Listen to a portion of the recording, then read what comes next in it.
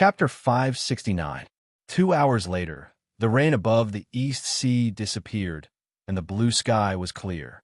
High up in the sky, Yifan stepped on the auspicious clouds and flew at high speed. Beside him, the beautiful Akatsuki was holding Baihu in her arms. She was dressed in white and had a smile on her face.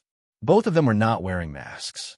After the recent events, the relationship between the two of them had undergone a subtle change. They seemed to have become close all of a sudden. Looking at Yuehongheim, who was dressed in snow-white clothes and had an exquisite face, Yifan felt as if he had returned to the time when he was flying in the sky at night with his beloved wife, Fujiwara Chiko. The two of them looked the same, had the same voice, and even had the same smile. This made Yifan feel as if he was in a dream. Are we going to Sisui or Hualong Town now? Akatsuki looked at Yifan with a pair of clear and pure eyes and asked, "Let's go to Hualong Town first. We'll go to Sisui River at night." Yifan turned his head and looked at Akatsuki and said. Akatsuki nodded. The two timings that Yifan had chosen were very suitable.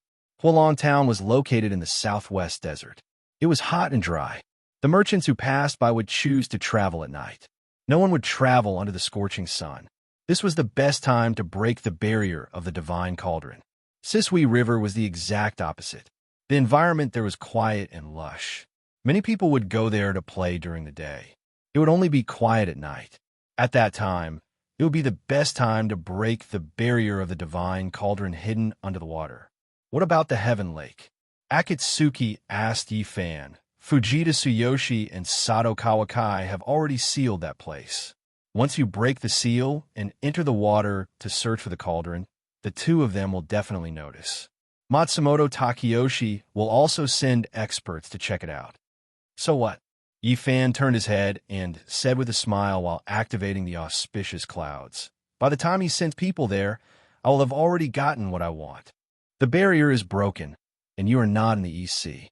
With Matsumoto Takeyoshi's suspicious personality, he will definitely suspect you. Akatsuki said to Yifan, "Don't forget, among all the experts, only you have such strength. Don't worry, he definitely won't suspect me," Yifan said as he moved his head closer to Akatsuki's ear and whispered a few words. After Akatsuki heard this, her beautiful eyes instantly widened as she looked at Yifan in disbelief. Yifan smiled mysteriously and whistled. Everything was under his control. An hour later, the two of them arrived above the southwest Great Desert. Although it was not noon yet, the sun was already scorching and the heat was unbearable. After using the cold air from the ice core in his body to envelop Akatsuki and Baihu, Yifan activated the auspicious clouds under his feet and slowly descended into the desert. Swoosh! When they were less than 10 feet away from the desert, Yifan extracted the cold air from the ice core and threw a palm strike at the scorching desert below them. Crack, crack, crack. A white beam of light was emitted from Yifan's palm, and a huge ice block appeared above the desert. The ice block was 10 feet wide and had cold smoke rising from it. Under the illumination of the sun, it was brilliant and dazzling. The two of them and the fox slowly landed on the ice block. "Wait for me on this ice block with Xiao Zhao. I will be back soon." Yifan turned around and said to Akatsuki. "Okay." Akatsuki nodded. Swoosh! Yifan disappeared into thin air. Swoosh! In the blink of an eye, Yifan appeared in the center of the desert, 300 miles away. A large piece of flat sand appeared in front of him. This was the place where the divine cauldron was located. Yifan reached out and sucked up a handful of yellow sand from the ground and threw it at the flat sand. Swoosh! Following a series of golden flashes, the yellow sand was blocked out of the sand. Yifan smiled and patted the sand off his hands. The barrier was still there, which meant that the divine cauldron was still there. What he had to do next was to break the barrier and obtain the engravings of the divine cauldron. Yifan thought to himself and slowly retreated 30 feet. At the same time, he suddenly activated the power of the heavenly demon, Buzz. With a single thought from Yifan, The swastika written upside down between his brows flickered with green light and instantly turned blood red. It released 10,000 rays of red light that radiated brilliance in all directions. Boom! A huge flame shot up into the sky from Yi Fan's body. The flame was as red as blood and was dazzling. It was more than 1,000 feet tall and pierced through the clouds like a red divine sword. Bang! The flame shot up into the sky and created a huge hole in the clouds in the sky. Countless clouds scattered at high speed. In the center of the red light, a gigantic green skull appeared. The skull shone with green light, and the red swastika on top of its head was a dazzling red. Its teeth protruded from its mouth, and its face was ferocious. It was surrounded by evil energy, and its eyes were empty. Buzz, buzz, buzz. Countless huge green lightning bolts shuttled back and forth in the red flame. It was extremely domineering. Yi Fan's eyes were slightly closed, and he had an evil smile on his face. His black robe and silver hair fluttered, and he was surrounded by a murderous aura. It was as if an evil god had descended to the mortal world. Swoosh! Yi Fan suddenly opened his eyes. His eyes shone with blood-red light, and his pupils were as black as ink. Yi Fan's empty and cold eyes sent chills down one's spine. Blood Devil Prime, Heavenly Devil's Power. Yi Fan, who had an evil smile on his face, let out a low roar that was a mix of male and female voices. Roar! In the midst of the lightning bolts, the huge green skull roared toward the sky and let out a deafening roar. Whoosh! Amidst the deafening roar, a dazzling red humanoid figure of light instantly rushed out from Yi Fan's body. With a lightning-like speed, it charged towards the invisible barrier surrounding the divine cauldron. Boom! The earth trembled and a shockwave exploded. Yellow sand swirled in the air, rising straight into the air. Boom! Boom! Boom! 3 huge red shockwaves appeared out of thin air and spread out at the speed of light.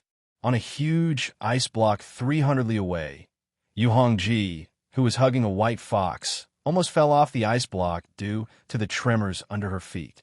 Whoosh! Whoosh! Whoosh! The 3 red shockwaves flashed past 30 feet above her head and continued to expand at a high speed. Who? A sandstorm followed closely behind the shockwaves. Akatsuki, who was still in shock, squatted down and hugged by Hu tightly. At the same time, she activated the spiritual energy in her body and set up a barrier in front of her to defend against the sandstorm. Buzz! A semicircular red light barrier that was 5 feet in size appeared out of thin air, blocking the oncoming sandstorm. Yu Hongji was very clear about this sudden change in the situation. Other than Yi Fan, who else would be able to unleash such a world-shaking power? No matter how powerful the barrier around the cauldron was, it would be unable to withstand a single blow from Yi Fan. Akatsuki thought to herself. In the center of the sandstorm, the black-robed Yi Fan dispersed the demonic energy around him and returned to normal. He stood there silently and looked at the scene in front of him calmly. On the sandy ground in front of him, a huge golden light shield appeared out of thin air. It was over 30 feet tall and had a radius of over 100 feet. Under the bombardment of Yi Fan's heavenly demon power, the invisible barrier turned into a tangible object. Crack! A crisp sound rang out, and a tiny crack appeared on the dazzling golden barrier. The corners of Yi Fan's mouth curled up into a smile. Crack! Crack! Crack! The crack on the barrier became bigger, and soon it covered the entire golden barrier. Bang! With a crisp cracking sound, the huge golden light shield instantly burst open, turning into countless golden light fragments that fell from the sky like a golden rain of light. The barrier around the cauldron that required the power of the Yin-Yang Immortal was destroyed by Yi Fan's heavenly demon power. With a smile on his face, Yi Fan saw that the seal had been broken and immediately extended his right hand and flipped his palm toward the sand in front of him. Shah! As the yellow sand on the ground gathered together, A sand pillar that was over 100 feet thick rose from the ground and flew into the sky like a golden dragon. It landed on the sand several 100 feet away. He wanted to dig out the cauldron that was buried deep underground. The sand on the ground sank at a speed that was visible to the naked eye. In less than 15 minutes, a huge sand pit that was over 100 feet deep and several 100 feet wide had appeared on the ground. Not far away, a sand dune that was like a small hill had formed on the sand. Yifan's hand gesture did not change, and the sand pillar continued to shoot out. Clang! After the time it took for half an incense stick to burn, a golden light instantly shot up from the sand pit into the sky. At the same time, the sound of metal clashing could be heard from the ground. It was so loud that it echoed endlessly. Found it! Yifan's eyes lit up. He retracted his spiritual energy and walked quickly to the edge of the huge sand pit. He squatted down and looked down through the golden light. Yifan could clearly see that within the huge sand pit that was several 100 feet deep, there was an extremely huge bronze cauldron that was sitting there steadily. The cauldron was more than 10 feet wide and 3 feet tall. It was covered with patterns and was surrounded by golden light. It was the cauldron. It was the cauldron. The moment he saw the cauldron, Yifan could not help but be overjoyed. All his hard work had not been in vain. He had finally found the cauldron. Swoosh! Yifan's body swayed and instantly appeared in the huge sand pit. He stretched out his right hand and slowly touched the huge cauldron in front of him. Buzz! The moment he touched the cauldron let out a deep cry. Cauldron above, I am Yifan. In order to save my wife's soul, I need the supreme secret inscriptions. If I have offended you in any way, please don't be offended. As Yifan spoke, he knelt on the ground and sincerely kowtowed 9 times to the cauldron. Qing Qinzi had once told him that the 9 cauldrons were ancient divine items and had long since gained intelligence. As the saying goes, one does not blame others for being polite. Yifan had broken the protective barrier and wanted to take away the divine cauldron's patterns. Naturally, he had to explain the reason and pray sincerely. Buzz! The cauldron let out another cry, and the golden light around it instantly disappeared. Seeing this, Yifan was overjoyed. The disappearance of the golden light meant that the cauldron had agreed to let Yifan take away the patterns on the cauldron's body. Because if the golden light did not dissipate, Yifan would not be able to see the densely packed patterns on the cauldron. Yifan stood up and focused. He stared at the ancient patterns on the cauldron's body and activated his primordial spirit, Devil Spirit. Buzz! 2 red lights shot out from Yifan's eyes and shot onto the cauldron's body. Yifan turned his eyes and looked up and down.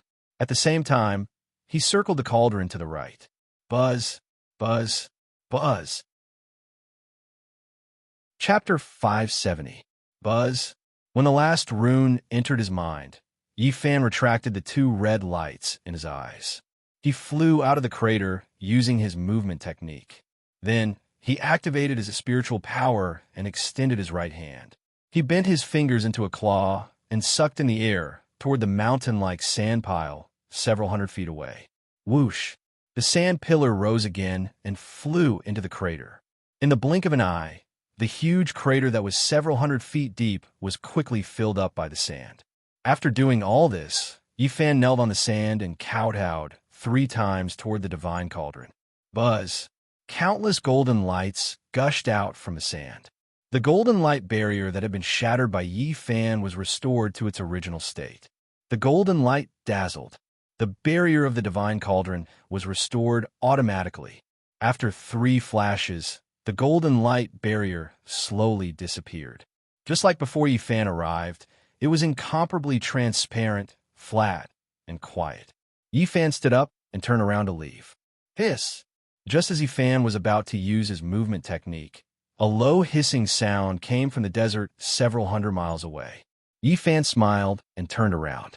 This voice was all too familiar to him. It was the fire snake. Whoosh!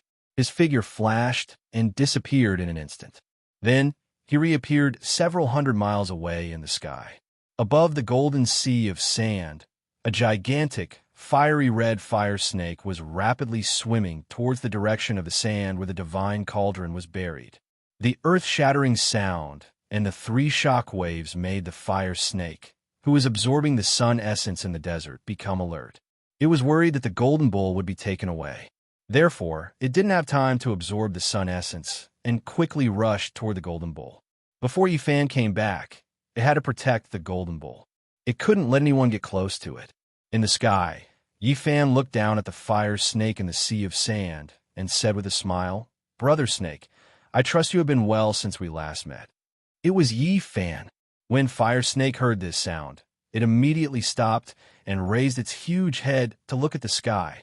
High up in the sky, the silver-haired, black-robed Yifan slowly descended with his hands behind his back and a smile on his face. It was indeed Yifan. Fire Snake was delighted. Hiss! Hiss! It let out an excited hiss as it raised its giant dragon-like body and soared into the sky to welcome Yifan. In the blink of an eye, the man and the snake met in midair. "Old friend, we meet again," Yifan, who was hovering in the air, said with a smile as he reached out to stroke Fire Snake's large head. Hiss, hiss. The fire snake rubbed its scalding and smooth head against Yifan's palm intimately, hissing incessantly. "I came here to retrieve something from the golden bull. I didn't intend to disturb your cultivation, but I didn't expect to alarm you," Yifan said to Fire Snake with a smile. Hiss, hiss. The fire snake couldn't speak, so it could only hiss. Although Yifan didn't understand snake language, he could still tell that Fire Snake was very happy that he had come. "Cultivate well here and protect the people of Fire Dragon Town," Yifan said as he stroked Fire Snake. "Wait for me to gather all 9 divine bulls. Then I'll come here immediately to rescue your wife and reunite you two." Although he was now the demon monarch of the demon realm and had the ability to reconstruct his body, Xian Er's soul was still in the hands of true Lord Fire Dragon. At that time, true Lord Fire Dragon had personally told him that the day he succeeded would be the day Xian Er was reborn. The day he succeeded referred to the day he gathered all 9 cauldrons and comprehended the divine cauldron's secret technique, not the day he obtained the power of the heavenly demon. Immortals always spoke with hidden meanings. This was something he was very clear about.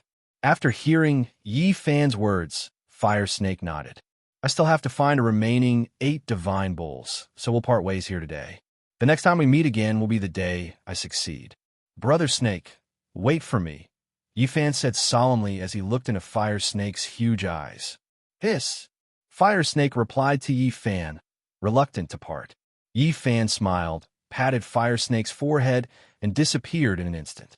50 kilometers away, Akatsuki was standing on a block of ice with Baihu in her arms. She was constantly looking in the direction of the voice. Whoosh! Yifan's figure suddenly appeared beside her out of thin air. Seeing Yifan return, Akatsuki smiled brightly. She was already accustomed to Yifan's astonishing movement techniques. "Is everything done?" she asked when she saw Yifan smile. Yifan nodded with a smile. "That's great." Akatsuki was genuinely happy for Yifan. However, she also felt a hint of disappointment. After the 9 cauldrons were gathered, Yifan's wife, Fujiwara no Chiko, would wake up. At that time, they would be reunited as husband and wife. She could only be envious of them. When she thought of the moment when she would have to leave Yifan in the future, Akatsuki felt very uncomfortable. "What are you thinking about?" Yifan asked when he saw the disappointment on Akatsuki's face. "No, nothing." Akatsuki came to her senses and said, "I'm thinking that it's still early, so where are we going next?" Yu Hongji began to use lies to cover it up. "It's still early." Yifan smiled. "How about this? I'll take you to a place. We'll rest there first, and then we'll leave for Sishui in the evening." "Where?" Akatsuki asked Yifan. "My cave residence, Fengming Mountain, Lingyun Cave." Yifan looked at Akatsuki and said with a smile. He had already guessed Akatsuki's thoughts. How could Akatsuki's disappointed expression escape his eyes? Yifan could not bear to see this woman who had saved him with her own body and was deeply in love with him. Since it was still early, he decided to take her to his Lingyun cave to sit. Taking her to his Lingyun cave, he could entertain her and express his gratitude. Secondly, he could use his wedding cave residence to remind her that he was a married man. He could give her anything except for feelings. Your cave residence? Really? Akatsuki's eyes lit up. She did not expect that Yi Fan would take the initiative to take her to his cave residence. Of course it's real. Do you want to go? Yi Fan smiled and asked Akatsuki. Yes. Akatsuki nodded excitedly. Her disappointment swept away. Let's go, we'll go now. Yi Fan said. With a flick of his sleeve, clouds appeared beneath his feet, and the two people and one fox flew into the sky. Why did you suddenly think of taking me to your cave residence? Akatsuki was surprised by Yi Fan's sudden invitation. You saved my life. I haven't thanked you yet. Yi Fan turned to look at Akatsuki from above the auspicious clouds and said with a smile, Since we have time now, I'll take good care of you. Take good care of me? Akatsuki smiled. How will you take good care of me? I'll make you a few of my signature dishes, then let you try the 100 flowers intoxication that I brewed in my previous life. Finally, I'll take you around my cave residence. Yi Fan smiled. You? You know how to cook? Akatsuki asked with a smile. What? Can't I cook? Yi Fan asked with a smile. I thought you only knew how to kill people. Akatsuki smiled. Actually, killing people is the same as cooking. You have to pay attention to technique, experience, and control of the fire. Yi Fan smiled and said to Akatsuki, Cooking is about color, aroma, and killing is about stability, accuracy, and ruthlessness. They say that governing a large country is like cooking a small fish. In my opinion, it's the same for killing people. Cooking uses kitchen utensils. Killing uses knives and swords. Cooking produces oil. Killing people bleeds. When cooking, the ingredients sizzle, and when killing, the other party screams. Let's put it this way. An expert who knows how to kill will definitely become a good cook. If you keep talking like that, I'll lose my appetite. Akatsuki said, I've heard of many assassins' experiences in killing people, but to compare killing to cooking, this is the first time I've heard of it. Yi Fan smiled and didn't say anything else. Although Yu Hongji had a smile on her face, she felt a chill in her heart. Ever since Yi Fan became a demon, the murderous aura on his body had increased by dozens of times. If she hadn't heard those words with her own ears, she wouldn't have believed that they came from Yi Fan's mouth. The auspicious clouds moved as fast as lightning, and the mountains, rivers, and cities below flowed past their feet like water. An hour later, the two of them crossed thousands of miles and arrived at the boundary of Foming Mountain. The mountain in front of us is Foming Mountain. Yi Fan said to Akatsuki. Mountain? What mountain? Akatsuki looked at the empty plains in front of her with a puzzled expression. She turned to look at Yi Fan and asked, Why don't I see it? Yi Fan was stunned at first, then shook his head and smiled. Foming Mountain had an invisible barrier set up by Brother Kim. Those who hadn't reached the highest level of cultivation couldn't even see it, let alone enter. Akatsuki was indeed a Japanese expert, but compared to a barrier set up by a top expert like Brother Kim, it was like heaven and earth. Yi Fan stretched out his palm and gently waved it in front of Akatsuki. A gentle green light flashed past. After the green light disappeared, Akatsuki's beautiful eyes widened as she exclaimed in a low voice. A few miles away, a huge green mountain peak appeared out of thin air. The entire mountain peak was carved into a mountain peak with uncanny craftsmanship. It rose from the ground and towered into the clouds, connecting heaven and earth. Looking at the huge green mountain peak in front of her, Akatsuki was dumbfounded. Her mouth opened into an O shape. What? Ever since she was young, the biggest mountain she had seen was only Mount Fuji. She had never seen such a strange mountain peak before. Putting aside the mountain peak for the time being, what really made her feel incredulous was the invisible barrier on the mountain peak. In terms of cultivation, Akatsuki could be considered a top-notch expert in Japan. Otherwise, Matsumoto Takeyoshi wouldn't have invited her to help. However, a barrier expert like her actually didn't notice the huge barrier in front of her. What kind of expert could set up such a domineering barrier? Akatsuki's expression changed. Yifan?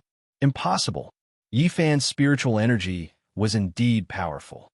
If he used it to a certain extent, he could completely envelop the mountain peak with his spiritual energy. However, his spiritual energy could only play a protective role. It couldn't make such a huge mountain disappear completely. The person who could do this was unimaginably powerful. Even Yifan wouldn't be able to fight against him. Akatsuki thought to herself as the auspicious clouds under her feet arrived in front of the mountain peak. Chapter 571. Rumble with a wave of Yifan's sleeves, the huge stone door opened with a loud rumble. Yifan and Akatsuki, who was carrying Baihu, walked side by side into the cave. The entrance of the Lingyun cave was covered with Brother Jin's extremely strong enchantment. At that time, Big Bear Rinchuan was blocked by this enchantment at the entrance of the cave. His right hand was crippled, and he almost lost all of his spiritual power. Because Akatsuki was carrying Baihu and walking side by side with Yifan, she wasn't repelled by the barrier and entered safely. When she saw the Lingyun cave abode, Akatsuki couldn't help but turn pale with fright. How is this a cave abode? This was clearly a paradise, a paradise. This Lingyun cave was simply too big. Pavilions, streams, rockery, waterfalls, small bridges, exotic flowers, and fragrant flowers. It was simply another world. The entire cave abode was illuminated by the huge, luminous pearl at the top of the cave, looking extremely beautiful, as if it was a paradise. Akatsuki's mouth was wide open, and she stood rooted to the ground, unable to regain her senses for a long time. How is it? Not bad, right? Yifan closed the stone door and smiled at the shocked Akatsuki. This is your cave abode? The Lingyun cave? Akatsuki asked Yifan in disbelief as she admired the beautiful scenery in front of her. I'll go to the kitchen to make some food first. I'll have Xiao Zhao show you around. By the time you're done, the food and wine will be almost ready, Yifan said as he looked down at Baihu in Akatsuki's arms. He smiled and said, Xiao Zhao, I'll leave Hongji to you. Baihu nodded and then jumped down from Akatsuki's arms. I'll help you in the kitchen. Akatsuki recovered and said to Yifan, Here, you're the guest, and I'm the host. The guest changes with the host, Yifan said to Akatsuki with a smile. You guys go around first. I'll call you when I'm done. After Yifan finished speaking, his figure instantly disappeared. Woo! Baihu wagged its snow-white tail and chirped at Akatsuki. Then, it turned around and led the way. Akatsuki smiled and followed behind Baihu. It took him an entire hour to finish this round of spinning. The more Akatsuki looked at the cave, the more she liked it. The environment here was quiet and secluded. It was simple and elegant, with bridges and bamboos and flowers everywhere. It was truly a good place to live in seclusion. Thinking of Yifan and Fujiwara no Chico playing chess and drinking tea here, Akatsuki felt envious from the bottom of her heart. Compared to Fujiwara no Chico, she was really unlucky. They had the same face, but a different fate. If she could spend a period of time with Yifan in this cave, even if it was only for a day, she would be willing to die. But unfortunately, this idea was only an idea. Sigh. Akatsuki stood in front of the waterfall in the garden. She gently stroked Baihu, who was lying beside her, and sighed. Why are you sighing? Yifan's voice came from behind Akatsuki. Akatsuki hurriedly turned around and saw Yifan standing behind her, looking at her with a smile. When did you come? Akatsuki asked with a red face. Just when you were sighing. Yifan smiled and said, What's wrong? Is there something bothering you? No. Akatsuki avoided his gaze and said, I've already prepared the meal. Miss you, please take a seat. Yifan said as his body flashed, and he extended his hand to make an inviting gesture. Akatsuki pursed her lips and smiled. Passing through the garden, around the rockery, and across the small bridge 2 people and 1 fox slowly walked to the second floor. This second floor was almost the same size as the first floor. There were more than 10 huge stone houses surrounding it. In the middle of the empty space, an extremely huge stone table was reflected in Akatsuki's eyes. This stone table was more than 30 feet long and more than 10 feet wide. It was made of blue stone, and it was simple and heavy. Above the stone table, a huge golden luminous pearl hung high above, and its dazzling brilliance illuminated the blue stone table in a golden light. On either side of the stone table, there were 13 huge and smooth blue stone taisho chairs. There were 6 chairs on the left and right sides, and 1 chair was placed in the middle of the main seat. On the stone table, there were 6 types of delicacies, 3 types of meat, 3 types of vegetables, and 6 types of delicacies. Stir-fried vegetables, deep-fried eggplant, cold seasonal vegetables, braised pork trotters, rock sugar pork knuckles, and a large bowl of fish soup. Did you make all of this? Akatsuki looked at the sumptuous dishes in front of her and raised her head to look at Yi-fan. If it wasn't me, then did you make it? Yi-fan smiled and handed a pair of chopsticks to Akatsuki. Try it. Akatsuki took the chopsticks and put a little of each dish into her mouth. The seasonal vegetables were refreshing, the eggplant was crispy, the pork trotters were chewy, and the pork knuckles were fragrant. Akatsuki nodded her head continuously. Yi-fan's culinary skills really weren't just for show. How is it? Not bad, right? Yi-fan said as he carried the drooling Baihu to the table. Then he used his chopsticks to put some vegetables on a plate and placed them in front of Baihu. Baihu lowered its head and sniffed. Then it began to eat in big mouthfuls. As long as it was something Yi-fan made, it wouldn't refuse it. Did your wife teach you to make these dishes? Akatsuki asked Yi-fan as she ate. As soon as the words left her mouth, she regretted it. Mentioning his wife at this time was really bad timing. She really didn't know how to chat. Akatsuki gently bit her chopsticks and looked up at Yi-fan like a child who had made a mistake. This time, she had said something wrong. It would definitely evoke Yi-fan's sad memories. However, Yi-fan didn't look as sad as she imagined. He was startled at first, then he smiled. That's where you're wrong. Yi-fan smiled as he picked up the celadone bowl and filled Akatsuki's bowl with rice. Chico's Japanese culinary skills are good, but when it comes to Chinese food, it's terrible. Yi-fan said as he placed the rice in front of Akatsuki. Terrible? That can't be. You must be lying to me. Akatsuki took the rice and smiled. Chico's salty duck is bitter and hard to swallow. The fried eggplant is burnt on the outside and not cooked on the inside. The stir-fried vegetables are not even long enough. Only the fish soup is drinkable. Yi-fan said with a smile. That's not bad. Then you could drink the fish soup. Akatsuki said with a smile. My fish soup is exactly the same as Chico's. Try it. Yi-fan smiled as he pushed the fish soup in front of Akatsuki. Akatsuki smiled, picked up the spoon, scooped up a spoonful of fish soup, and took a sip. The fish soup was mellow and tasted delicious. How is it? Yi-fan asked with a smile. It's delicious, Akatsuki replied. Hee. Yi-fan smiled as he leaned back in the chair. He said with a smirk, Don't just drink the soup. Try the fish. Akatsuki frowned, picked up the chopsticks, and put a piece of fish in her mouth. If the fish soup was delicious, the fish would also be delicious. This principle couldn't be simpler.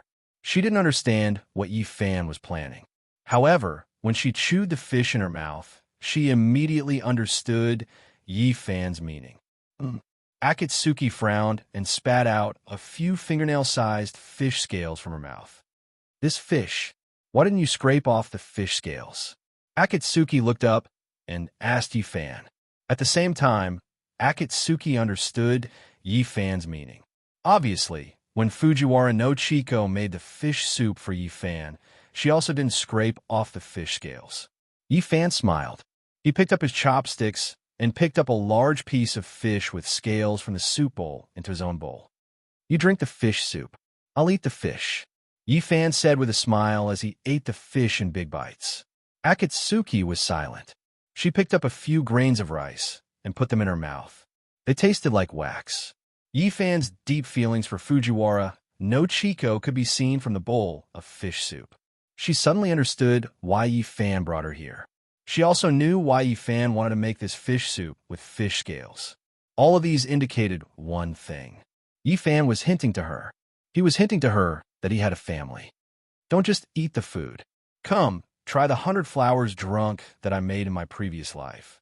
This is a good wine. Yi Fan chewed on the fish, picked up a jar of wine on the table, broke the yellow seal, and filled 2 stone wine cups. I heard that this 100 flowers drunk is made with the dew of 100 flowers in the morning. Pa. Before Yi Fan could finish speaking, Akatsuki put down the bamboo chopsticks in her hand, picked up the stone cup in front of Yi Fan, put it to her mouth, and drank it in one gulp. The stone cups in Lingyun Cave were almost twice the size of normal cups. Akatsuki drank at least half a caddy of 100 flowers drunk in this cup. Akatsuki drank slowly. Yi Fan was stunned by Akatsuki's actions. Pa! Akatsuki put down the empty wine cup, then reached out again, picked up another cup of 100 flowers drunk, and gulped it down again. She didn't care what 100 flowers drunk was. Right now, she just wanted to get drunk. The moment she tilted her head back to drink, 2 drops of clear tears flowed down from the corners of Akatsuki's eyes. Hongji! Yi Fan reached out with one hand, bent his fingers into a claw, and directly sucked the stone cup in Akatsuki's hand into his hand. You're crazy. Yi Fan slammed the stone cup on the table and said, How can you drink wine like this? If you don't drink wine like this, how do you drink it? Akatsuki looked straight at Yi Fan and asked, Drinking like this will harm your body. Yi Fan frowned and said to Akatsuki, Harm my body? Akatsuki shook her head and laughed. It's better to harm my body than to be sad. What do you think? After drinking 2 cups of 100 flowers drunk, she was starting to feel tipsy. This 100 flowers drunk was brewed by Eldritch more than 300 years ago using a secret method, and its after effects were extremely strong. As the saying goes, the older the ginger, the spicier the wine, the more fragrant the wine. This 100 flowers drunk had been brewed for more than 300 years, so its after effects were even more outrageous. Yu Hongji had just finished drinking, and her face was flushed red, tender, and alluring. Hongji, you're drunk, Yi Fan said to Akatsuki with heartache. He didn't think that his bowl of fish soup would make Akatsuki have such a big reaction. If he had known, he wouldn't have served this dish. Drunk? Akatsuki, who reeked of alcohol, laughed. It would be better if I was drunk. Hongji. Yi Fan wanted to explain, but he didn't know what to say. Akatsuki, who was drunk, closed her eyes and waved her hand at Yi Fan. You don't have to say anything, I understand. Akatsuki, whose eyes were red, looked at Yi Fan and said drunkenly, You don't have to give me any hints, and you don't have to feel like you owe me anything. Everything I did was voluntary, and I never thought of getting anything in return from you. Although I, Akatsuki, don't have any abilities, I'm definitely not the kind of person who would snatch someone's love away from me. You don't have to worry about this. Hongji, Yi Fan didn't think that Akatsuki would be so direct. Not only did he serve the fish soup wrongly, but he also shouldn't have served the 100 flowers drunk. Baihu, who was eating with its head down, saw this situation and tilted its head to look at the 2 of them with a puzzled expression. It didn't understand why the 2 people, who were talking and laughing, suddenly became like this. Your cultivation is now incredible, and your devil spirit is boundless. I can't help you much. Akatsuki picked up the wine jar and filled the stone cup in front of her and said to Yi Fan, After going to Sisui tonight, I will ask Matsumoto Takeyoshi to take a rest. We won't be partners in the future. You will have more freedom to act alone. This cup of wine is our farewell. Akatsuki shakily poured the wine, picked up the wine cup, and raised it to Yi Fan with tears in her eyes, and drank it. Chapter 572. The sky gradually darkened, and in the blink of an eye, it was already late at night. Yi Fan and Akatsuki, who was holding Baihu, stepped on the auspicious clouds and slowly floated in the direction of the Sisui River. At this time, the stars were twinkling in Yikong, the crescent moon was like a hook, the wind was blowing, and the white clouds were floating leisurely. It was a beautiful scene, but the two people on the auspicious clouds were not in the mood to enjoy such a beautiful scene. They were both silent and did not say a word. A good thank you banquet turned into a farewell banquet. Yifan did not feel good about it. Spilled water can't be taken back. Now that things had come to this point, he could only let nature take its course. As the saying goes, better a short pain than a long pain. It was only a matter of time before he and Akatsuki separated. Since Akatsuki took the initiative to separate, then so be it. Separation was good for both of them. Akatsuki's eyes were red, and her face was full of sadness. She had thought that there would be a day when she would separate from Yifan, but she did not expect it to come so soon. Moreover, she took the initiative to separate. Love was really a wonderful thing. It could make people give up everything for each other, even their lives. It could also make people choose to leave for each other's happiness. Woo! Baihu, who was lying in Akatsuki's arms, looked sideways at Yifan, then looked up at Akatsuki and let out a whimper. It did not understand why Akatsuki took the initiative to leave, nor did it understand why Yifan did not ask it to stay. The two people and one fox each had their own thoughts and focused on hurrying. After the time it took to burn a stick of incense, the auspicious clouds floated directly above the Sisui River. It was already late at night, and both sides of the Sisui River were very quiet. Occasionally, there were a few sounds made by unknown insects. After carefully sensing the surroundings with his five senses, Yifan urged the auspicious clouds under his feet to slowly descend to the riverbank below.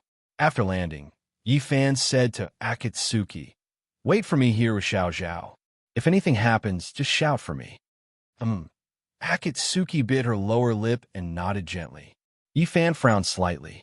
If it were any other time, Akatsuki would definitely have proposed to go with him. However, this time, she chose to stay behind. "I'm leaving," Yifan said as he turned around and walked slowly to the shore. His toes touched the ground, and he jumped into the Sisui River. Buzz! In the instant that Yifan entered the water, a huge transparent ball of light appeared around Yifan, completely enveloping him. The water-repelling pearl on his body began to take effect. Whoosh! The water-repelling ball of light carried the black-robed Yifan towards the depths of the river. Seeing Yifan enter the water alone, Akatsuki, who was standing on the shore, felt uncomfortable. The last time she came to the Sisui River, Yifan had taken the initiative to bring her into the water and even joked that she was a non-swimmer. This time, he didn't say that. Instead, he directly told her to wait for him here. The distance between the two of them was suddenly pulled apart. The last time they were underwater, the scene was still vivid in her mind. At that time, Yifan had also told her that if he was bewitched by the divine cauldron's illusion, she must remember to pull him out of the illusion. Wait a minute. Illusion? Akatsuki suddenly raised her head. Yifan was now in the water alone. Would he be bewitched by the divine cauldron's illusion? He had entered the demonic path, and his demonic spirit was blazing. Evil energy surrounded his body, and it was very easy for him to be bewitched by illusions. Now that she and Xiao Zhao weren't by his side, if he really was bewitched by illusions, Akatsuki didn't dare to think any further. She placed Baihu in her arms on the ground, squatted down, and said to Baihu, "Xiao Zhao, your brother Yi has already entered the demonic path.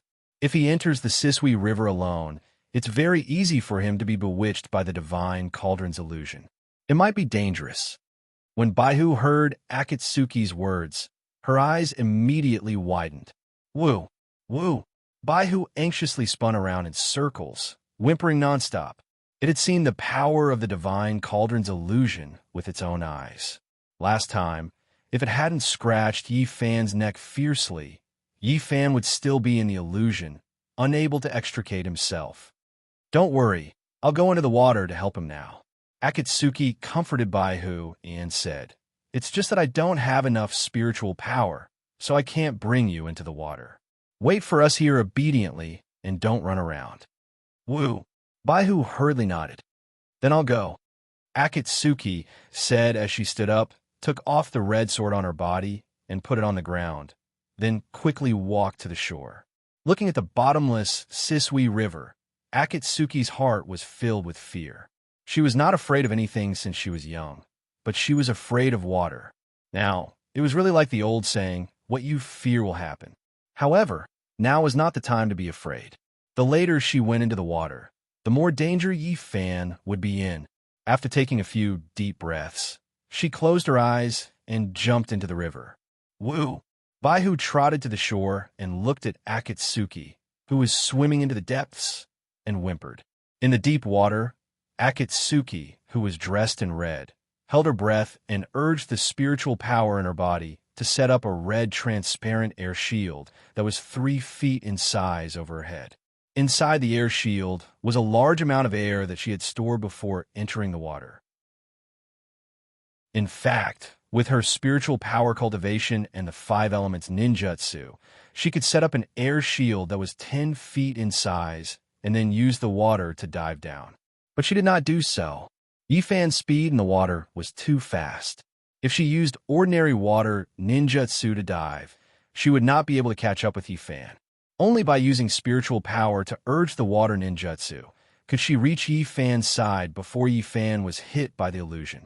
In this way, she could only use a small part of her spiritual power to maintain her breathing, and the rest of her spiritual power was used to urge her movement technique. Shwa, a red shadow, went down at high speed in the water, bringing with it a burst of turbulence at the bottom of the Sisui River. Yi Fan urged the water-repelling light ball and slowly went down. Soon, he felt a huge suction force. Now, he was not far from the huge black hole where the divine cauldron was. He urged his spiritual power to control the falling speed of the light ball. At the same time, he used his 5 senses to pay close attention to all the movements below. Just like Akatsuki was worried, he was also worried about whether he would be hit by the illusion. Since the divine cauldron at the bottom of the Sisui River had already gained intelligence, it must have sensed that his strength was not the same as before. Now, he had to be 120% alert to prevent the divine cauldron's spirit from casting an illusion on him. As the suction force from below grew stronger and stronger, Yi Fan in the water-repelling light ball came to the top of the huge black hole. Under his feet, the huge black hole with a radius of more than 100 feet was like a huge black mouth, sucking in the water crazily. He suspended the water-repelling light ball above it and stabilized his body. What he had to do next was to break the seal of the divine cauldron in the black hole and obtain the divine cauldron's inscriptions. Yi Fan closed his eyes and prepared to mobilize the heavenly demon's power. However, at this moment, a weak and familiar aura came down from the top of his head at high speed. This aura was very familiar to him. It was Akatsuki. Yi Fan was shocked and suddenly raised his head and opened his eyes. More than 100 feet above his head, Akatsuki, who was dressed in red, had a pale face. Her eyes were closed and a string of small bubbles came out of her mouth. She rushed down into the black hole at an extremely fast speed. In order to find Yi Fan as soon as possible, she used 90% of her spirit energy to activate her movement technique. This caused her to be only able to breathe for a short period of time. By the time she was halfway down, the red chi barrier covering her head had already disappeared. With her firm belief, she forced herself to hold her breath and continued to activate her spirit energy, quickly descending. However, no matter how strong one's belief was, there was a limit. No matter how strong one's spirit energy was, it could not produce air. Moving underwater consumed aura, not to mention fully activating her spirit energy. When she reached the water level with the black hole's gravitational force, Akatsuki finally fainted due to lack of breath. Following the black hole's gravitational force, the unconscious her speed became faster and faster, heading straight for the black hole. Whoosh! In just an instant, Akatsuki's red figure flashed in front of Yi Fan and rushed down at high speed into the black hole. Hongji, when Yi Fan, who had recovered, saw this situation, he suddenly activated his body and turned into a green light, chasing after Akatsuki. Whoosh! Yifan's speed was like lightning, and he quickly rushed to Akatsuki's side. He grabbed Akatsuki's waist and immediately activated his spirit energy. Whoosh! With Akatsuki in his arms, Yifan rose at full speed and left the black hole. Hongji! Hongji! After using the water avoidance pearl's ball of light to envelop Akatsuki, Yifan began to loudly shout her name. As he shouted Akatsuki's name, he used his 5 senses to sense the movements on the water surface. He began to worry about Xiao Zhao's safety. Akatsuki had rushed down by herself, so something must have happened. What made him feel relieved was that Xiao Zhao's aura was normal except for being a bit irritable. She was anxiously walking back and forth on the shore. In his arms, Akatsuki's face was pale, her whole body was wet, and she was not breathing. Her lungs had been sucked in a lot of river water, so she could not breathe at all. Yifan pressed one hand on Akatsuki's chest and urged his spirit energy to enter Akatsuki's body, forcing out the river water that had accumulated in her lungs. Large mouthfuls of river water came out of Akatsuki's mouth. Hongji! Hongji, wake up! Hongji! Yifan shook Akatsuki in his arms. But even so, Akatsuki still did not wake up. Her spirit energy was now exhausted, and she had no aura, so she could not breathe on her own. Seeing that Akatsuki was about to die, Yifan frowned.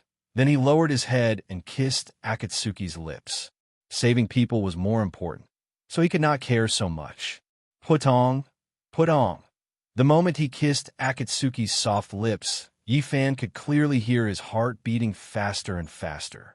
Under his long breath, Akatsuki slowly opened her eyes.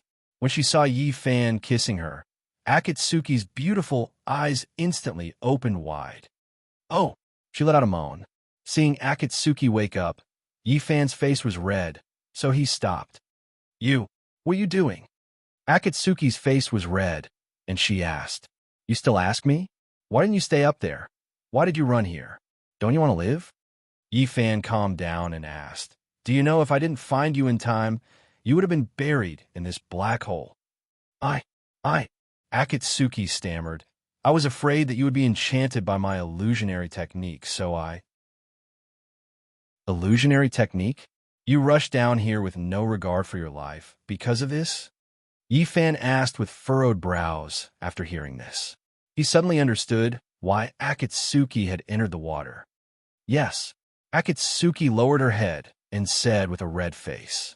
She had come down to help Yifan, but in the end, Yifan had saved her and even kissed her. Are you all right now? Yifan's tone softened as he asked. I'm fine. Akatsuki lowered her head and said, That's good. Yifan said, Stand behind me. I'm going to break this enchantment. The most important thing now was to obtain the patterns on the divine cauldron. Akatsuki nodded and stood behind Yifan. Yifan closed his eyes and began to activate the power of the heavenly demon. Chapter 573. The flames rose again, and the skeleton reappeared. The swastika on Yifan's forehead retreated with a green light and was replaced by a red light. His eyes were blood red and radiated a bright light. His silver hair soared to the sky. Behind him, Akatsuki's eyes were wide open, and her face was filled with fear. At this time, Yifan was emitting an endless murderous aura and blood-red flames that soared to the sky. She was so frightened that her hair stood on end, and she trembled with fear. The gigantic skull, with a ferocious face in the middle of the blood-red flames, made her tremble all over, and her hair stand on end. The powerful spiritual pressure that Yifan was emitting made it hard for her to breathe. She was on the verge of fainting. Blood devil's spirit, heavenly devil's power. Akatsuki truly experienced Yifan's devil spirit cultivation. She resisted the enormous spiritual pressure and the great fear that came from her heart. She tried her best to not make a sound, but even so, her teeth still couldn't help but chatter. The expressionless Yi Fan slightly turned his head and used his blood-red eyes to look at Akatsuki behind him. He could feel Akatsuki's fear. Akatsuki was scared out of her wits by Yi Fan's blood-red eyes. The enormous heavenly devil's spiritual pressure, the sinister, huge skull, the endless murderous aura, and Yi Fan's terrifying blood-red eyes. How could Akatsuki, who had just recovered and had exhausted all her spiritual energy, be able to withstand this kind of fright? Her vision turned black and her body went limp. She slowly fell into the waterproof light sphere and lost consciousness. Yi Fan slowly turned his head. He had already expected that Akatsuki wouldn't be able to withstand his heavenly devil's spiritual pressure. Fainting now was actually a good thing for her. Otherwise, when he unleashed the heavenly demon's power to the maximum, her spirit chi would be completely shattered, and she would lose all her cultivation. Once Akatsuki fainted, the almost depleted Reiki in her sea of Reiki would cut off its connection with the outside world and automatically enter a dormant state. Maintaining the basic functions of the human body would be its primary task, and it would not respond to the external Reiki pressure at all. In this way, even if Yi Fan raised his spiritual energy to the highest level, Akatsuki would not be affected in the slightest. In the early morning in the Fire Dragon Town's desert, the reason why Yi Fan had left Akatsuki and Xiaozhao 100 kilometers away from the Divine Cauldron was because he was worried that when he activated the Sky Demon's power, it would affect them. Yi Fan continued to circulate the power of the Heavenly Fiend, raising his primordial spirit to its limits. Buzz! The huge flames suddenly glowed with a brilliant red light, and instantly swelled to twice its original size. Buzz, buzz, buzz, countless gigantic bolts of green lightning interweaved and shuttled back and forth like lightning. Boom! The soaring flames rushed out of the Sisui River surface and went straight up into the sky, causing a pillar of water to shoot up into the sky. Wu! Baihu, who was anxiously waiting by the shore, saw this situation and immediately retreated with a cry. Looking at the bright red flames that soared into the sky, Baihu's anxious heart relaxed. It was obvious that Yi Fan was not bewitched by the illusion, and the soaring flames were the best evidence. Above the black hole, Yi Fan, who was inside the water-repelling ball of light, was enveloped in red light. Lightning wrapped around his body, his black robe fluttered, and his silver hair fluttered. His eyes were slightly closed, and his drooping right hand bent into a claw. Buzz! Buzz! Buzz! 5 blood-red bolts of lightning slowly flowed out from his slightly bent fingertips and gathered in the center of his palm, forming a blood-red ball of light that was 3 inches in size. The ball of light was 7 inches in size, and it was filled with demonic spirit. The red light was resplendent, and it flowed with brilliant colors. It slowly rotated in the center of Yi Fan's palm. Buzz, buzz, buzz. More than 10 bolts of green lightning swam around the ball of light, making buzzing sounds. I didn't expect you to have obtained the power of the heavenly demon. As an ethereal voice sounded, a stunning woman appeared in the black hole out of thin air. This woman's long hair fluttered in the wind, and her beautiful eyes rippled. She had bright eyes, red lips, and white teeth. Her entire body exuded a cold light, as if she was a dragon lady who had descended to the mortal world. Chang'us Li Gong. Yi Fan slowly opened his eyes and looked at the woman in front of him, who had transformed into his wife with a sinister smile on his face. "You won't be able to bewitch me this time," Yi Fan said with a smile. "Of course," the woman said with a smile. "The demon realm's demon lord is invincible. How can I, an illusory spirit, withstand the power of the heavenly demon? Since you know your limits, why did you show yourself?" Yi Fan asked with a smile. "I wanted to see with my own eyes the woman beside you who looks exactly like your wife." Fujiwara no Chiko looked at Akatsuki, who had fallen into the water-repelling ball of light, and said with a smile, "Aren't you curious about her?" "Curious?" Yi Fan asked with a smile. "What are you curious about? She looks exactly like your wife, and then she appeared by your side by chance. In the end, she fell in love with you without hesitation. Why? Do you think all of this is a coincidence? Ha ha ha. Fujiwara no Chiko covered her mouth to hide her laughter. Yifan frowned. The words of the illusory spirit made him suspicious. Could there be more to this matter? If it's not a coincidence, what is it? Yifan asked with a frown. Ha! Fujiwara no Chiko giggled. If you want to know the secret, you have to promise me one thing. What is it? Yifan asked. Kiss me, just like how you kissed her just now. The kind that makes my heart beat faster. As Fujiwara no Chiko spoke, she floated 3 feet away from Yifan and looked at Yifan with a smile. If you continue to pester me, believe it or not, I will kill you. Yifan, who was in the flames, said coldly. Kill me? Ha! Fujiwara no Chiko laughed. I am the illusory spirit guarding the divine cauldron in the river. As long as the divine cauldron exists, I will always exist. No one could do anything to me unless you destroy the divine cauldron. However, do you have the guts to do so? As Fujiwara no Chiko spoke, she moved her head closer to Yifan.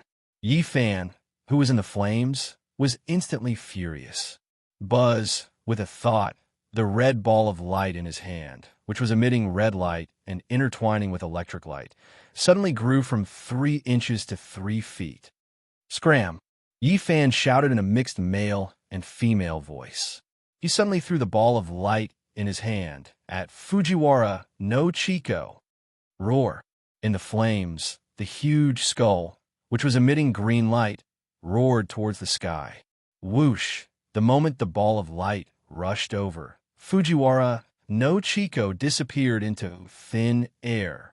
The bloody ball of light, which was surrounded by green light, had a long tail. It was like a meteor chasing after the moon as it rushed down towards the black hole at high speed. The dazzling red light illuminated the black hole in a sea of red light. Whoosh! After the huge ball of light rushed into the black hole, there was no movement for a long time. The atmosphere was terrifyingly quiet. Yifan was expressionless as he looked down quietly. The black hole was bottomless. Even with his ball of light, it would take some time to reach the bottom of the black hole. Bang! After a long time, a huge and dull roar came from the black hole. The ball of light had reached the bottom. Rumble, the riverbed shook and the river water surged. The walls of the huge black cave began to crumble as it shook. Huge rocks peeled off the walls and smashed into the cave in an earth-shattering manner. At the same time, a huge echo began to rise from the black hole, getting closer and closer. Then, a golden and red light spot instantly appeared in the black hole. It gradually became bigger and bigger as it rose from the black hole at high speed. Whoosh! Yifan moved his body and instantly flashed to the side of the black hole. Boom! Just as Yifan moved his body, a huge beam of light, which was over 100 feet thick, shot out from the black hole with a loud bang. The beam of light, which was golden and red, rushed up like a huge dragon. Yifan, who was hovering on the side of the beam of light, urged his spiritual power to stabilize the ball of light and prevent it from being sucked in by the water caused by the beam of light. Boom! On the surface of the river, the golden and red beam of light broke through the water and went straight into the sky. Baihu, who was hiding in the bushes, was so frightened by this scene that she did not dare to breathe. Her foreclaws tightly grasped the shaking ground, and she lay there motionlessly.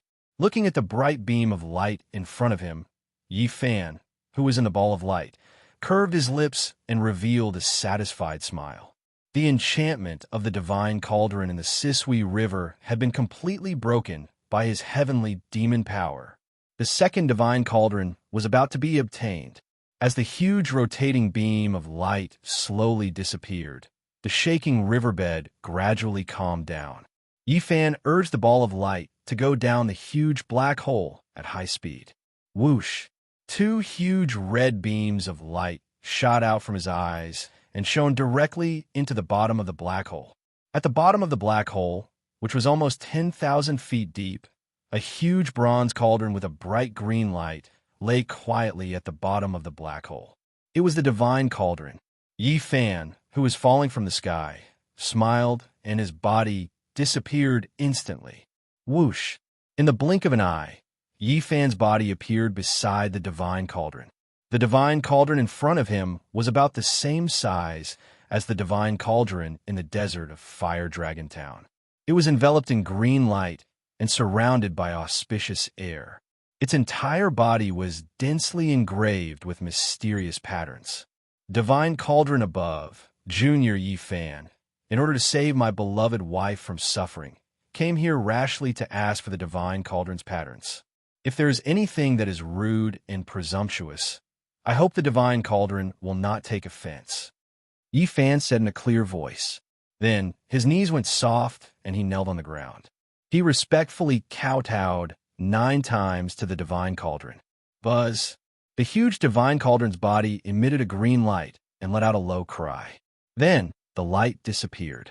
Seeing this, Yi Fan was overjoyed. The disappearance of the divine cauldron's light meant that the divine cauldron had agreed to let Yi Fan take away the cauldron's patterns. He stood up from the ball of light and urged it to slowly float in front of the divine cauldron. Whoosh! The red light in Yi Fan's eyes reappeared and shot straight towards the divine cauldron. He moved his eyes up and down and at the same time circled the divine cauldron to the right. Buzz! The mysterious patterns on the divine cauldron transformed into runes and patterns that flashed with green light. They followed the 2 red pillars of light and slowly flew into Yi Fan's mind. After completely absorbing the patterns on the divine cauldron into his mind, Yi Fan bowed towards the divine cauldron again. After doing all this, Yi Fan, who was in a good mood, carried the unconscious Akatsuki by her waist and urged the ball of light to go against the flow. Buzz! The moment he left the black hole, the huge black hole shone with a golden light, and the suction force reappeared. The divine cauldron barrier was restored to its original state. Yi Fan looked down at the black hole and smiled. He increased his speed and rushed towards the surface of the water. Under Yi Fan's continuous urging, the ball of light became faster and faster. Whoosh! Following a huge wave, Yi Fan, who was carrying Akatsuki, rushed out of the water and slowly landed on the riverbank. Woo! Baihu, who was hiding in the bushes, saw Yi Fan appear and immediately rushed over excitedly. Due to the flames that soared into the sky and the shaking of the earth, the river water surged and the river water surged. At this moment, its entire body was drenched and covered in water. It was in a sorry state. Ha ha ha! Xiao Zhao, how did you become like this? After placing Akatsuki flat on the ground, Yi Fan caressed the drenched Baihu and laughed loudly. Hearing that, Baihu quickly shook his head and shook off the water droplets on his body.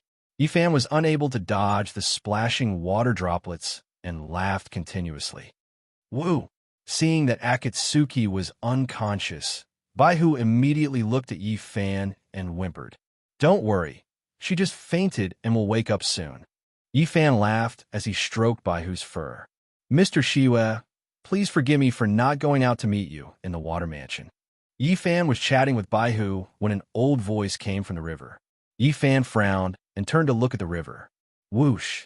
Following the appearance of a huge whirlpool in the river, an old man with white hair and a ruddy complexion floated up from the river and slowly flew in front of Yi Fan. You are? Yi Fan stood up and asked. I'm the god of the Sisui River. I am here to pay my respects to Mr. Eldritch. The old man lowered his head slightly towards Yi Fan. Chapter 574. Yes, I am. Seeing Yi Fan ask, the old man cupped his hands and answered to Yi Fan. Yi Fan greets your eminence. Yi Fan saw that the old man in front of him was surrounded by celestial chi and auspicious chi. He knew that he was undoubtedly a celestial, so he immediately returned the greeting. Mr. Eldritch, you're too polite. The old man in yellow nodded and waved his hand at Yi Fan. I'm just a river god. My position is lowly and my cultivation is shallow. I can't compare to a celestial from the upper realm. How can I receive Such a great greeting from you. Your Eminence, you're wrong. Yi Fan raised his head and said, to the heavenly realm, you may have a lowly position, but to the people on both sides of the Sisui River, your position is far more important than those celestial beings from the upper realm. Rice irrigation, drinking water, fishing, transportation, which one of these can be separated from the Sisui River? In my opinion, the respect of a god is not determined by the level of a god and his own cultivation. Whoever makes the people happy and free them from suffering is the one who is truly respected. Ha ha ha. The old man stroked his long beard and laughed. People say that Mr. Eldritch is arrogant and unruly. He despises etiquette and abhors evil. He does things his own way and judges everything based on his own merits. Seeing you today, you're still as elegant as before. Your Eminence, you flatter me. Yi Fan smiled at the river god and cupped his hands. May I know why your Eminence is looking for me this time? To tell you the truth, I'm here to give you a treasure. The river god smiled and said to Yi Fan, a treasure? Yi Fan was puzzled and asked, what treasure? One of the 9 scabbards of the frost dragon, the Chionyo scabbard. As the river god spoke, he flipped his palm and a silver light shone in his hand. Amidst the silver light, a 5-inch silver object floated above the old man's palm and shone with a dazzling light. The object had a dragon head and a snake body with scales and horns. It was wrapped in auspicious light and surrounded by auspicious chi. It was the Chionyo scabbard. Yi Fan's eyes lit up. He never thought that the Chionyo sword sheath of the 9 sheaths of the frost dragon would be in the hands of Seawater God. Whiz! Just as Yi Fan was in a daze, the frost dragon sword that was coiled around his waist suddenly glowed with brilliant light. It let out a humming sound as it left Yi Fan and hovered in front of Yi Fan, flashing with silver light as it let out an excited cry. Han Long had already sensed one of the 9 sons, Chionyo.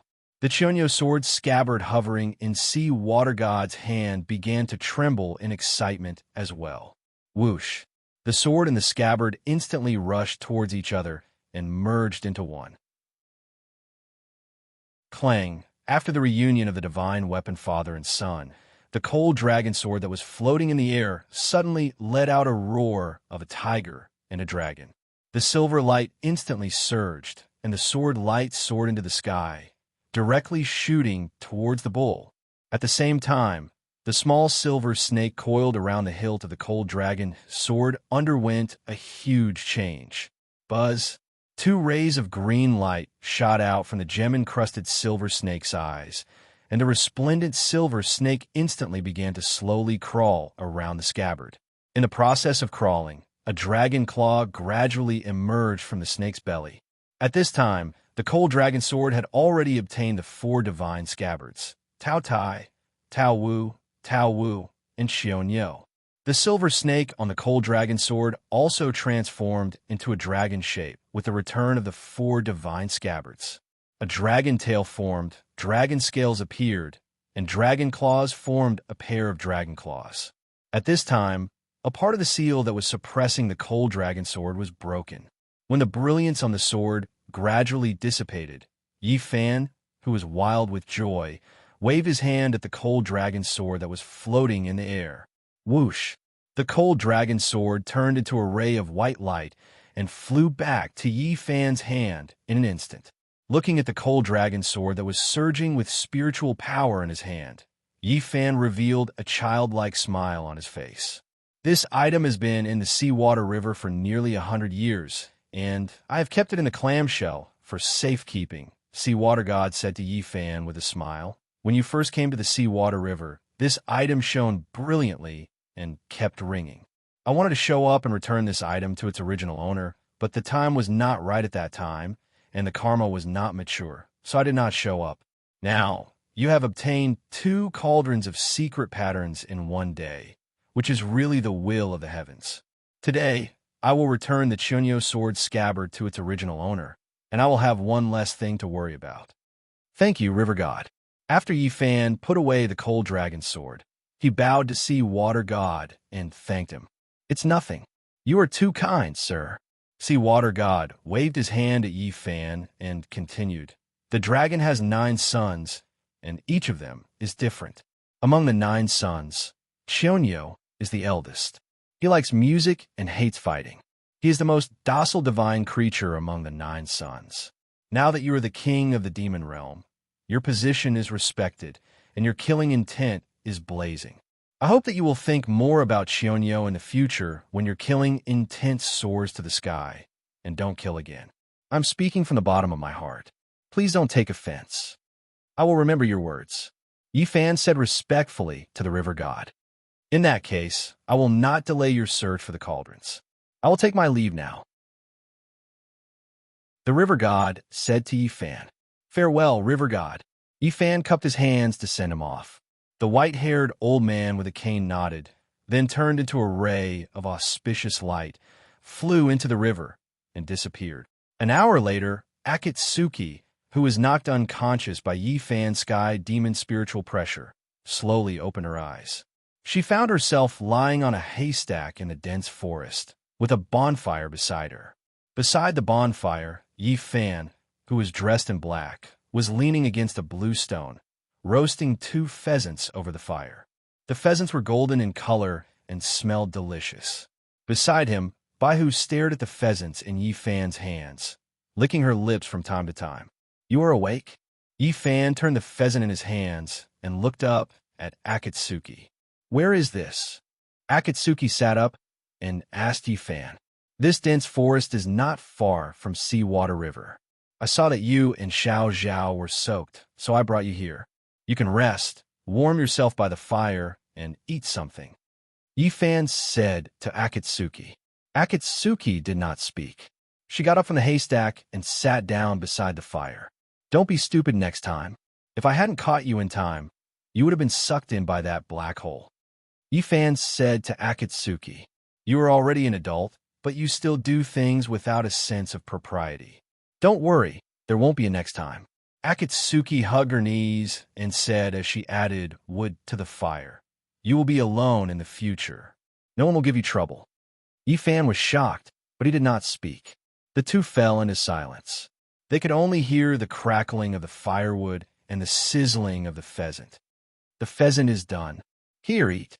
After a long time, Yifan was the first to break the silence. He handed a pheasant skewered with branches to Akatsuki. "I'm not hungry. You eat," Akatsuki said without raising her head. "What? Are you completely drawing the line between you and me?" Yifan asked Akatsuki. "You can't even eat the food I make?" Akatsuki bit her lower lip and lowered her head in silence. She used the branch in her hand to fiddle with the fire. "Your spiritual energy is exhausted and your body is weak. If you don't eat, it will hurt your body." Yifan gently persuaded Akatsuki. "You can be angry with me, but you can't be angry with your body." Akatsuki's eyes reddened and large drops of tears flowed out. She felt very wronged, but she could not say why she felt wronged. In detail, Yifan had not done anything wrong. He had brought her to Lingyun Cave to play and personally cooked for her. Even if he had hinted at her, so what? What he hinted at was the truth.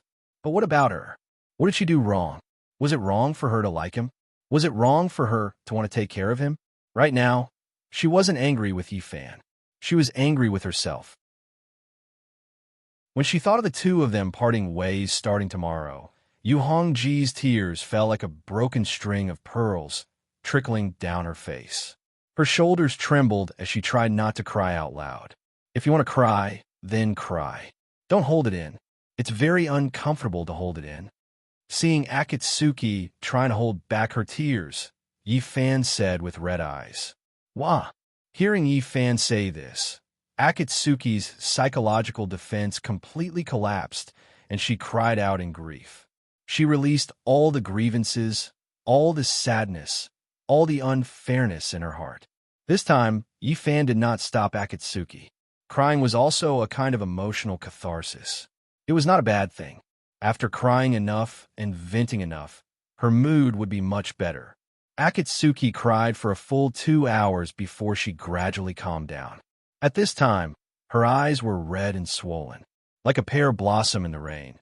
She kept sobbing like a wronged child. Yifan stood up and sat down next to Akatsuki. Then he took out a handkerchief and silently wiped away Akatsuki's tears. "Are we still friends?" Akatsuki asked Yifan while sobbing. "We are friends and best friends," Yifan replied while wiping away Akatsuki's tears. Really? Akatsuki looked at Yifan with her red and swollen eyes and asked in a choked voice. "Of course it's true. Why have I ever lied to you?" Yifan said with a forced smile. To be honest, when Akatsuki cried, Yifan's heart also ached. For Yifan, the thing he couldn't stand the most was separation. Ever since he was young, his father, Yi Kong, had given him many small gifts. Zither, chess, calligraphy, and painting, writing brushes, ink, paper, and inkstone. From big horses to small clay figurines and slingshots, he had carefully stored all of these things and never wanted to throw them away. Over time, his things had accumulated into an entire warehouse. In his eyes, these things were his companions, his friends. Not a single one could be missing, even if it was an ordinary clay figurine. If he was like this for objects, then what was more for Akatsuki, who had risked her life to save him and was deeply in love with him?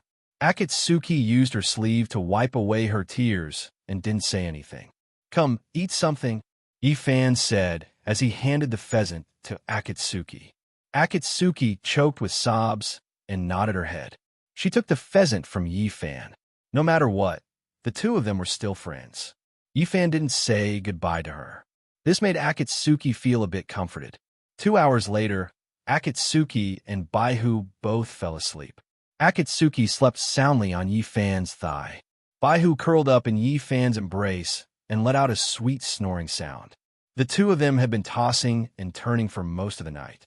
They were frightened and were already exhausted. Chapter 575. When the two returned to the sky above the East China Sea, it was already the next morning. "Go back to your cabin and have a good rest. I'll talk to Matsumoto Takeyoshi." Above the clouds, Yifan said to Akatsuki, who was holding Baihu and wearing a veil. Akatsuki bit her lip and nodded. The decision to separate from Yifan was not something she had made on a whim. She had seen Yifan's power with her own eyes after he became a devil. With his current strength, he did not need anyone's help. If she followed him, she would only distract him and drag him down. After all, the gap between their cultivation levels was too big.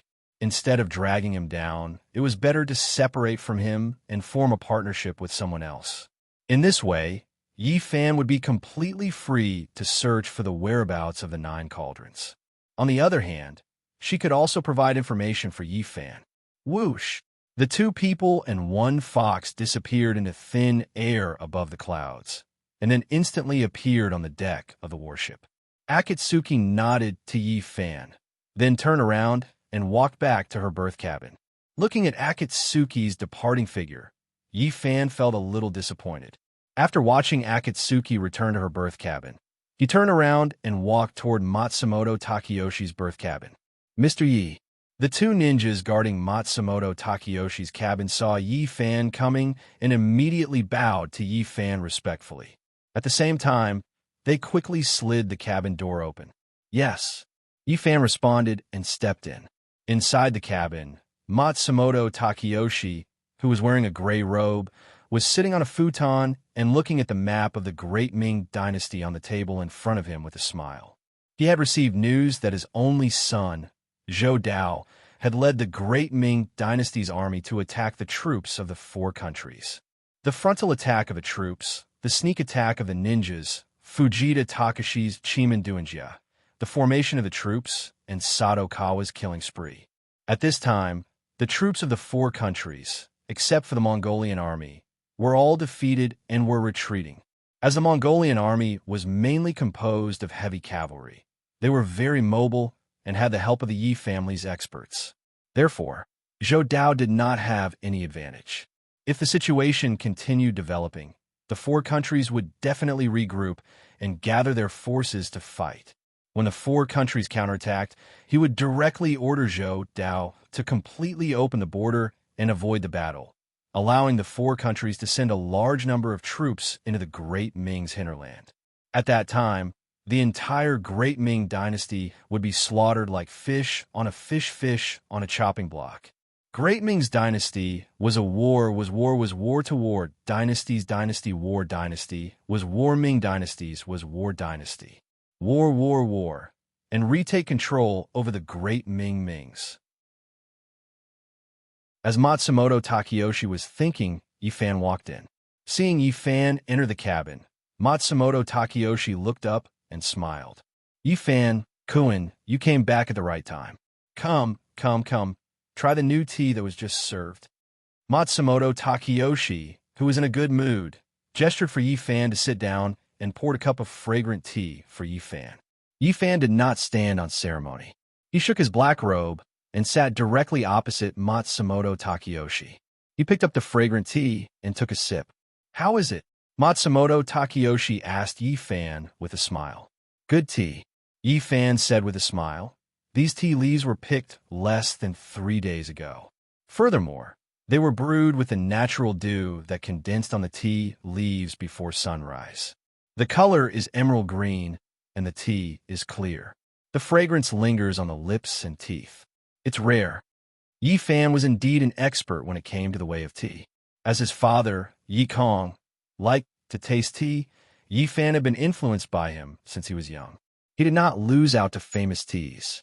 Now that his cultivation had reached the Sky Fiend realm, his 5 senses were so strong that no one could match them. To the current him, it was normal for him to be able to taste tea of this level. Ha! Matsumoto Takeyoshi laughed loudly. I didn't expect Yifan Koen to not only have such a high cultivation, but also a tea connoisseur. It's truly admirable. Yifan smiled and did not comment. Yifan Koen, why are you alone this time? Where's Miss You? Why didn't she come? Matsumoto Takeyoshi drank his fragrant tea and asked Yifan. It's her business whether she comes or not. It has nothing to do with me. Yifan put down his teacup and said calmly. After hearing Yifan's words, Matsumoto Takeyoshi first frowned, then smiled. What's the matter? Did the two of you have a fight? Matsumoto Takeyoshi picked up the teapot and asked as he refilled Yifan's tea. Miss Yu is efficient and doesn't talk much. She's a very good partner, Yifan said. However, her spiritual power is now exhausted and her cultivation has decreased greatly. Furthermore, she just came back from the dead and her body is weak. If she follows me, it will waste a lot of my time.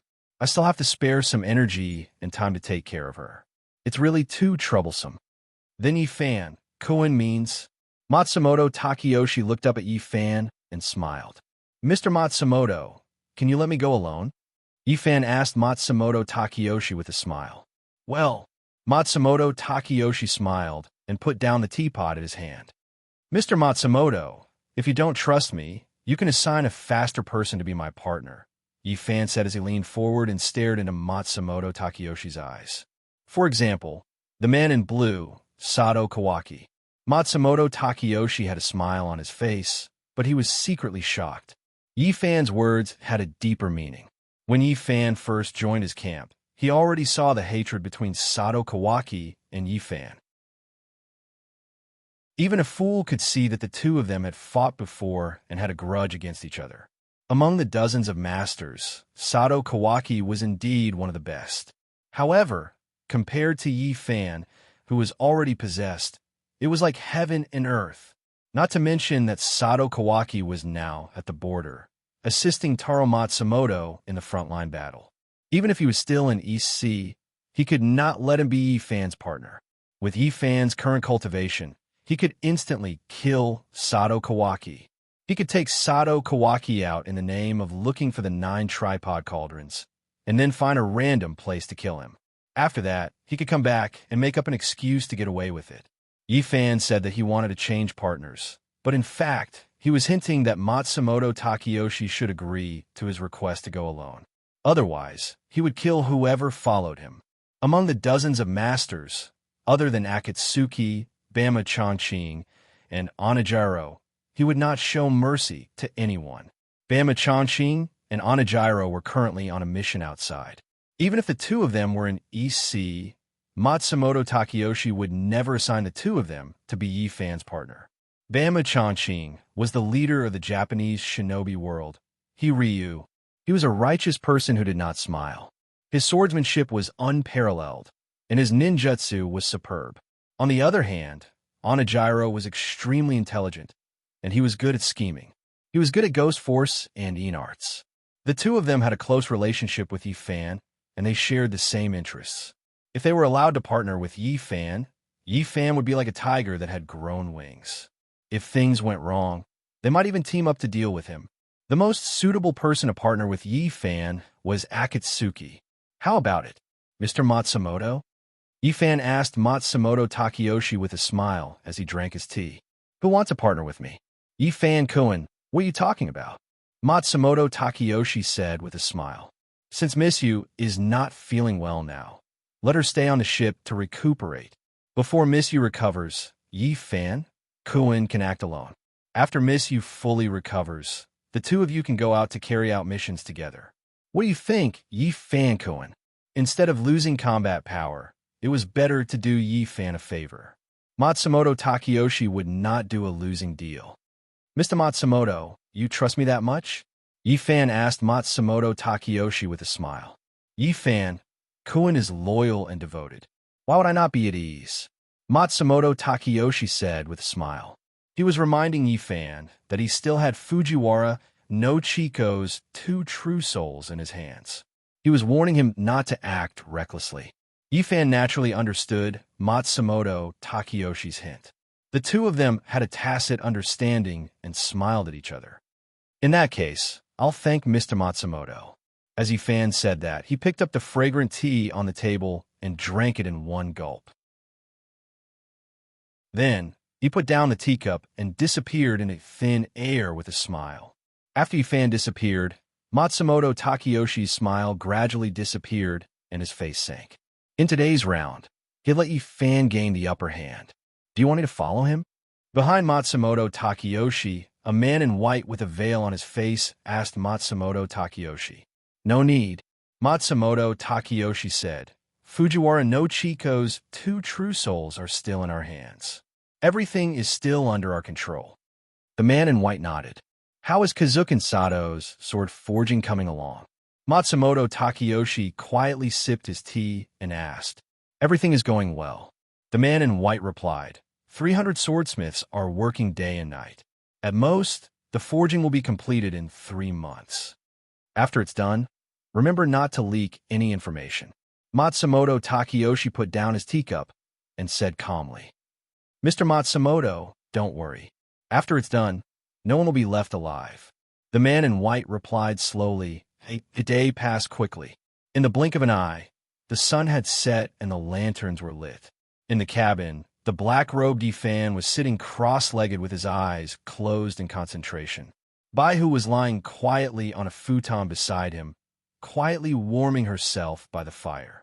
Buzz, following a soft green light emerging from Yi Fan's body, a black-robed Yi Fan with fluttering silver hair slowly flew out from the green light. In the blink of an eye, 2 Yi Fan appeared in the cabin. The 2 Yi Fan were exactly the same. One was sitting cross-legged while the other was floating in the air. Yi Fan's primordial spirit had already left his body. Baihu was still lying there quietly with her eyes closed, motionless. At this moment, she couldn't see Yi Fan's primordial spirit at all.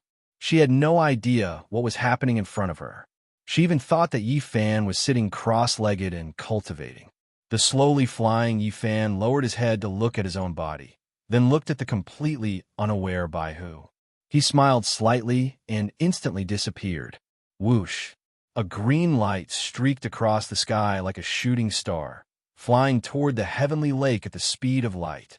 In the cabin of the battleship, the man in white who was also sitting cross-legged suddenly opened his eyes. He felt a powerful spiritual pressure erupt and then disappear in an instant. The spiritual power emitted by this spiritual pressure was so strong that he had never seen it before. It was very obvious that apart from Yi Fan, who had already entered the demonic path, no one else here could release such a powerful spiritual pressure. Sitting cross-legged, he circulated the spiritual power in his body and sensed Yi Fan's movements in the cabin. When he sensed Yi Fan's slow breathing and Baihu's aura, the man in white relaxed. Yi Fan was still in the cabin. Chapter 576. After Yi Fan left the East Sea, he traveled through the clouds like a flash of lightning. In the blink of an eye, he had arrived above the Heaven Lake in the Changbai Mountains. The surface of the Heaven Lake was as smooth as a mirror. Under the starlight, it shone as if it was a painting. Yi Fan, who was high up in the sky, was not in the mood to appreciate the beautiful scenery. What he needed to do now was to get the divine cauldron under the Heaven Lake as soon as possible. In order to enter the Heaven Lake to look for the cauldron, he had to break the two enchantments that Fujita Takashi and Sato Kawakai had set up. Although the enchantments set up by the two of them were powerful, it was a piece of cake for him. What he really needed to pay attention to was the chain reaction after the two enchantments were triggered. The sealing effect of the enchantments was only secondary. The main purpose of the enchantments was to warn people in advance. Once the enchantments were triggered, Fujita Takashi and Sato Kawakai will be the first to sense it and report it to Matsumoto Takeyoshi. With Matsumoto Takeyoshi's suspicious personality, he would definitely suspect Chen Xiaobei and send an expert to investigate. Yi Fan already had a plan to deal with this problem. The reason why he left his physical body in the East Sea and came here with his primordial spirit was to eliminate Matsumoto Takeyoshi's suspicions. The man in white had a high cultivation level. It was easy for him to sense the aura from Chen Xiaobei's physical body. This way, Chen Xiaobei would have an alibi. As for the expert sent by Matsumoto Takeyoshi, Chen Xiaobei did not care at all. With his current cultivation level, it would be the same no matter who came. Thinking of this, Yi Fan's body turned into a flash of green lightning and swooped down from the clouds at high speed. The two enchantments below were nothing to him. He wanted to enter the Heaven Lake directly. Boom! Boom! With two loud bangs, Yi Fan's green lightning pierced through the enchantments set up by Sato Kawakai and Fujita Takashi. Two rings of light, one blue and one yellow, appeared and spread out at high speed. The seal of the willow, the wisp, and the sand seal were both broken by Yi Fan's lightning-fast movement technique.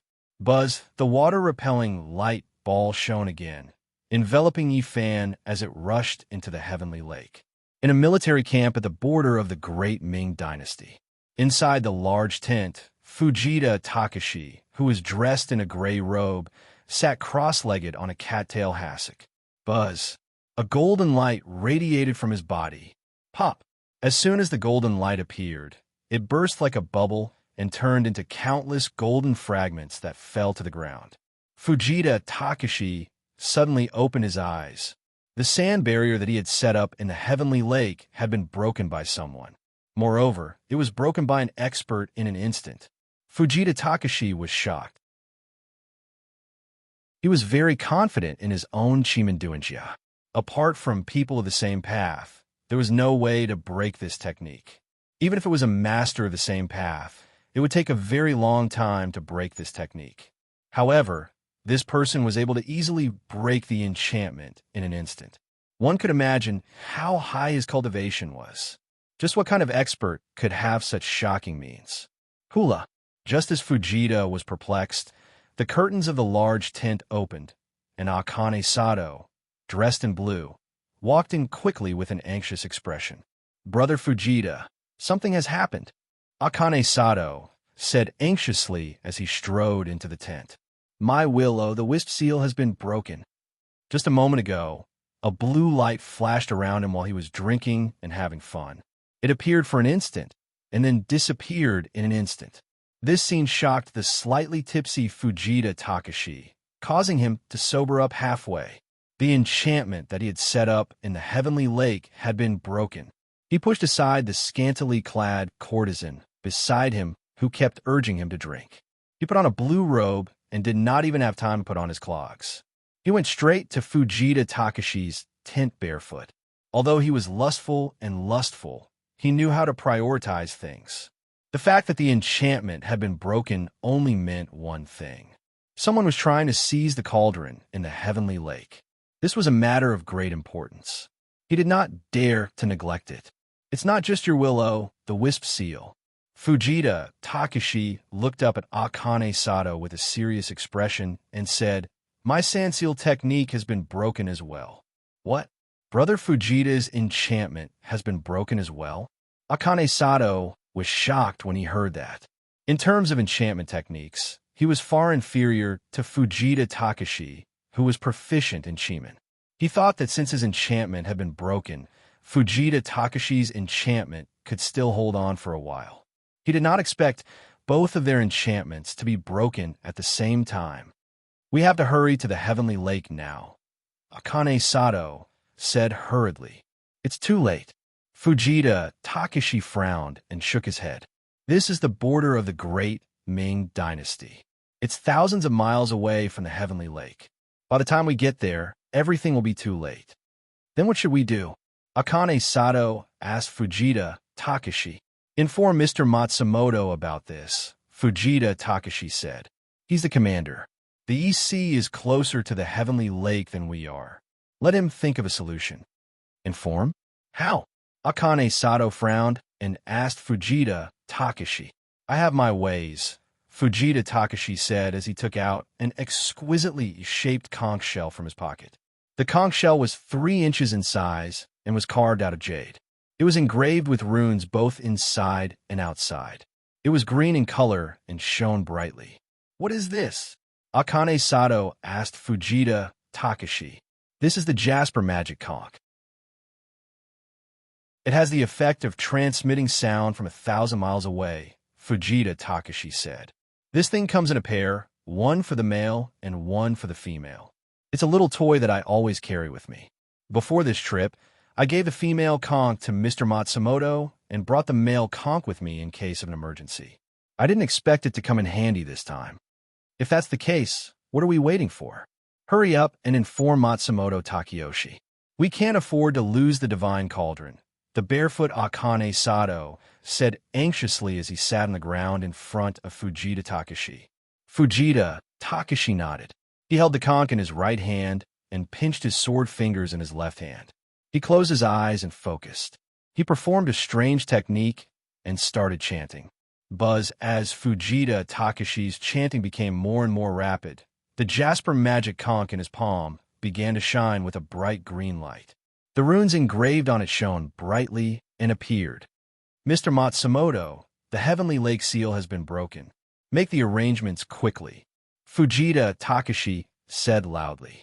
A few golden runes slowly flew out of his mouth and went straight into the conch in his hand. Buzz, the Jasper magic conch flashed a few times and gradually returned to normal. Fujita Takashi slowly opened his eyes and put the conch away. "Is that it?" Akane Sato asked Fujita Takashi. Fujita Takashi nodded. "What did Matsumoto Takeyoshi say?" Akane Sato asked. "He doesn't know the secret conch spell. He can only listen but not speak," Fujita Takashi replied. Akane Sato nodded slowly. "We've done what we can. The rest is up to Mr. Matsumoto," Fujita Takashi said calmly. "Who do you think is the person who broke our seal?" Akane Sato asked. "I can't guess," Fujita Takashi replied. "I only know that this person's cultivation level is high. It's far beyond what you and I can imagine. If you ask me, there's an 80 to 90% chance that this is done by that kid named Yi." Akane Sato looked at Fujita Takashi and said confidently, "Him." Fujita Takashi looked up at Akane Sato and frowned. "Impossible. Think about it. How many people know that we found the divine pool cauldron?" Akane Sato asked. "Between the two of us, Matsumoto Takeyoshi, Emissary Blue and Emissary White, and the 2 shadow ninjas, there are no more than 7 people who know about this." "Why?" Fujita Takashi asked. "Among the 7 of them, who would leak this information?" Akane Sato continued asking. Fujita Takashi thought for a moment and shook his head. No one would leak this information. He was right. Among the 7 of them, no one would leak this information. The 2 of them would not. Matsumoto Takeyoshi and Emissary Blue and Emissary White would not leak this information. As for the 2 shadow ninjas, they would not leak this information. Although the Shadow Ninja's cultivation level was not as high as the 13 of them, in terms of loyalty, no one could compare to them. These people were all carefully trained and selected by Matsumoto Takeyoshi. They were absolutely loyal to Matsumoto Takeyoshi and would never leak any information. Once they fell into the enemy's hands, they would choose to commit suicide without hesitation. Let me ask you again. Among the dozens of masters, who has the ability to break our 2 barriers in one move? Akane Sato continued asking. Fujita Takashi frowned. Among the masters, there were indeed a few who could break their barriers. However, there were only 3 people who had the ability to break 2 barriers in one move. The man in white, Yamada Shingo, Yi Fan, and Shinkong Iha of the 5 Boys of Japan. Apart from the 3 of them, no one else could do it. However, Yamada Shingo was Matsumoto Takeyoshi's personal bodyguard. He was the person that Matsumoto Takeyoshi trusted the most. He had always been by Matsumoto Takeyoshi's side, so he was eliminated from the possibility. Although Shinkong Iha's cultivation level was very high, he was a calm and low-key person. He handled things very well. This did not fit his style. In addition, his master, the Japanese Ghost King, had a close relationship with Matsumoto Takeyoshi. Therefore, he was quickly eliminated. There was only one person left, and that was Yi Fan. Everyone knew that Matsumoto Takeyoshi had forced Yi Fan to look for the cauldron. The 2 of them were not on good terms. In addition, Yi Fan's cultivation level was very high. He was arrogant and unruly. Breaking 2 barriers in one move was very in line with his style. If it's really him, it's not strange, Fujita Takashi said. He doesn't know that the 2 barriers were set up by the 2 of us. It's normal that he broke the barriers to look for the cauldron in order to save his wife's true soul. Brother Fujita, you're thinking too simply. Akane Sato looked up at Fujita Takashi and narrowed his eyes. That guy's been in our camp for a while. He knows all of our auras like the back of his hand. With his current cultivation level, how could he not sense that the 2 barriers were set up by the 2 of us? Fujita Takashi's expression changed. He looked up at Akane Sato. Chapter 577. In the clear and cold heavenly lake, Yi Fan activated the water-repelling light ball and dived down at high speed. This heavenly lake was thousands of feet long and hundreds of feet deep. It was neither big nor small. Although Yi Fan knew that the divine cauldron was inside, it was not that easy to find the location of the divine cauldron that was sealed by the enchantment. He dived down at high speed in the water-repelling light ball, while using all his senses to carefully sense the movements around him. Soon, he sensed a gentle aura. This aura was calm and tranquil, clean and untainted, making people feel very comfortable. The speed of the aura was extremely fast. It came up from the bottom of the lake at high speed and headed in his direction. Yi Fan stopped activating the water-repelling light ball and floated in place. It was obvious that the other party had sensed his aura. Yi Fan had already guessed the identity of this person with this gentle aura. The newcomer was most likely the koi that Xinghu was talking about. As expected, following the sound of water flowing, a huge ball of light gradually floated up from the abyss below. The ball of light was 9 feet long, colorful, and intertwined with auspicious light. Within the auspicious light, a huge koi was swimming in it. The koi was 7 feet long, and its body was colorful. Its scales were shining, and its huge fishtail was swaying. Its graceful body was extremely agile. It was indeed him. Looking at the dazzling koi in front of him, Yi Fan thought to himself in the water-repelling light ball. Although this koi's cultivation was not high, its aura was gentle, its heart was like still water, and its spiritual power was pure without any impurities. It was truly rare and precious. If this spiritual creature continued to cultivate at this realm, it would definitely be able to leap over the dragon gate in time, shed its fish form, and transform into a dragon. When the 5-colored koi saw the black-robed, silver-haired, and light ball protecting Yi Fan, it immediately moved. Its head and tail connected and swam in a circle on the spot. Buzz as the 5-colored light flashed. a young man who looked less than 20 years old appeared in front of Yifan. The man was wearing a 5-colored brocade robe and a lotus-colored scholarly headscarf. His lips were red, his teeth were white, and his eyes were clear. He had the appearance of a scholar and was extremely elegant. "Greetings, Mr. Eldritch." The young man clasped his hands and bowed to Yifan. "No need to be so courteous. Please rise," Yifan said to the young man with a smile. He had a very good impression of the koi in front of him.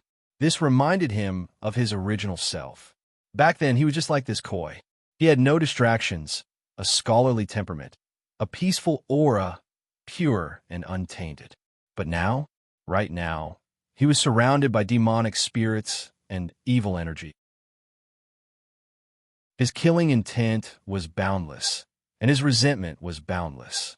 He was neither a human nor a ghost, and he had even become the ruler of the demonic world. Looking at the koi in front of him, and then looking at himself, Yifan felt deeply moved. To be honest, he couldn't believe that he would become like this today. "Thank you, sir," said the young man politely, looking up calmly. "You are the friend of the heavenly lake that Qinghu mentioned?" asked Yifan. In reply to "sir," it is indeed this young man. The koi replied, "Thank you for your help last time. I really don't know how to thank you." Yifan said to the koi, "Sir, you are too kind. How could I dare to be greedy for credit?" The koi cupped his hands to Yifan and bowed. "The one who should be thanking you is actually this young man. If not for Sir breaking the 2 enchantments on the water, I am afraid this young man would have been trapped here in the future." Yifan nodded approvingly. This koi was neither arrogant nor impatient. He was not greedy or greedy. He was polite and modest. He definitely would not be a fish in a pond in the future. "Sir, you must have come to the heavenly lake this time for the enchantment under the water." The koi asked Yifan. "Yes," Yifan said. "The enchantment is still some distance away from here. I can take you there." The koi replied.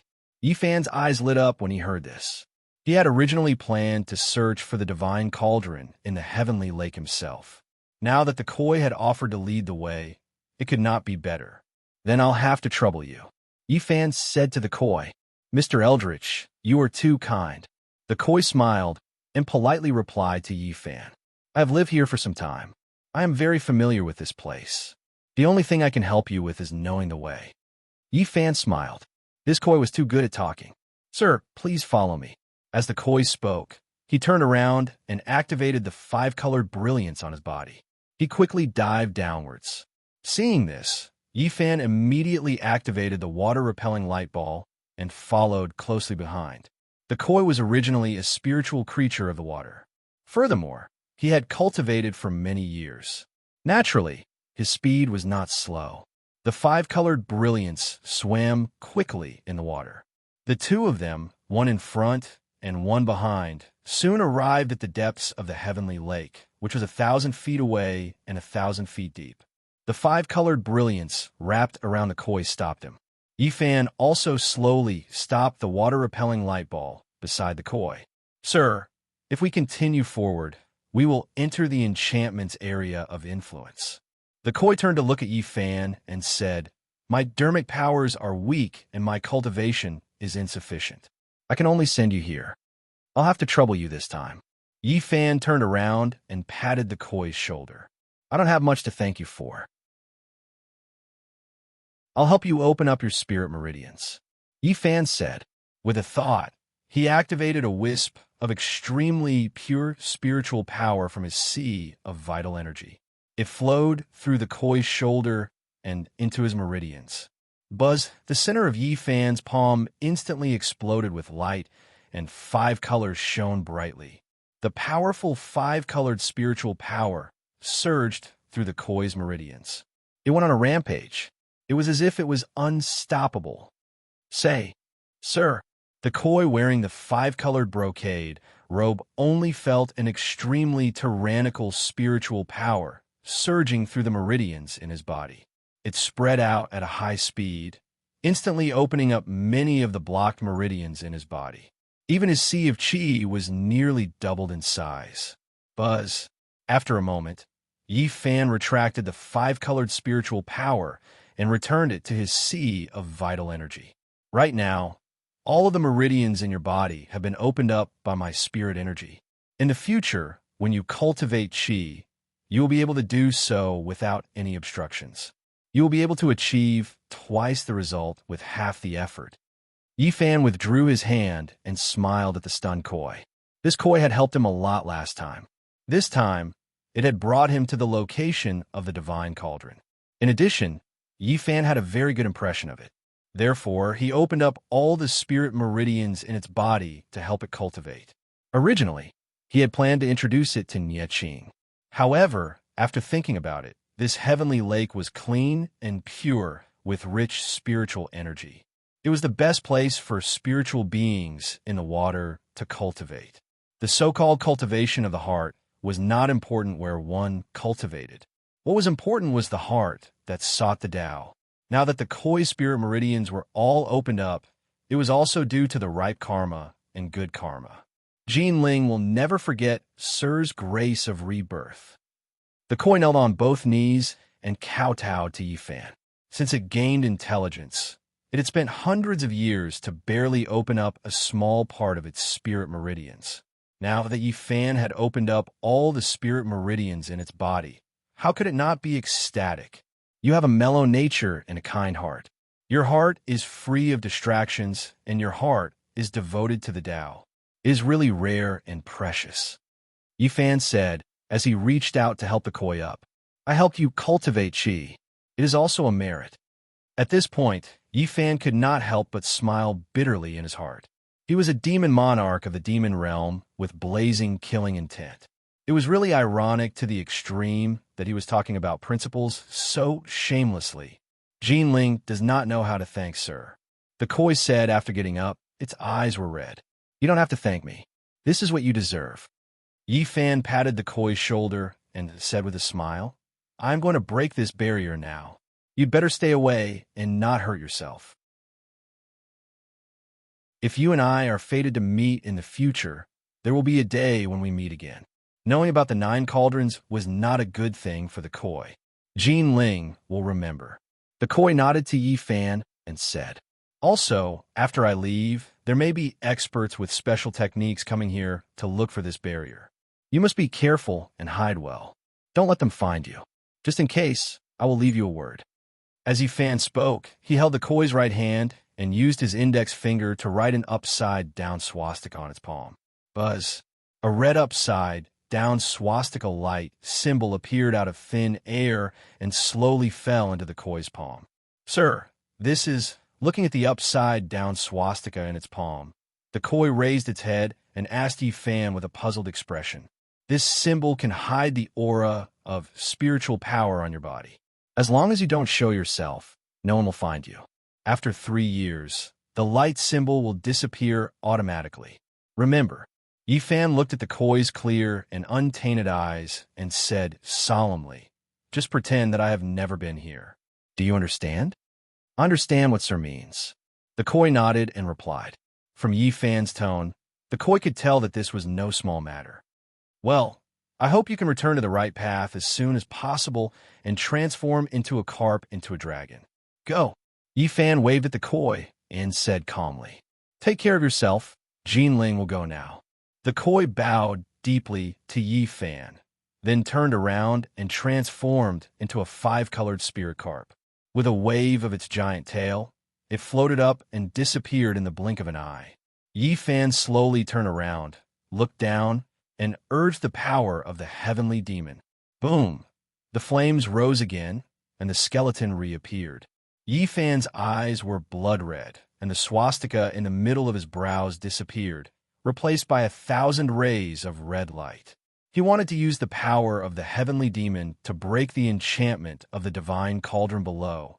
On the warship, Matsumoto Takeyoshi, who was in his pajamas, held an ancient scroll in his hand and read it under the light.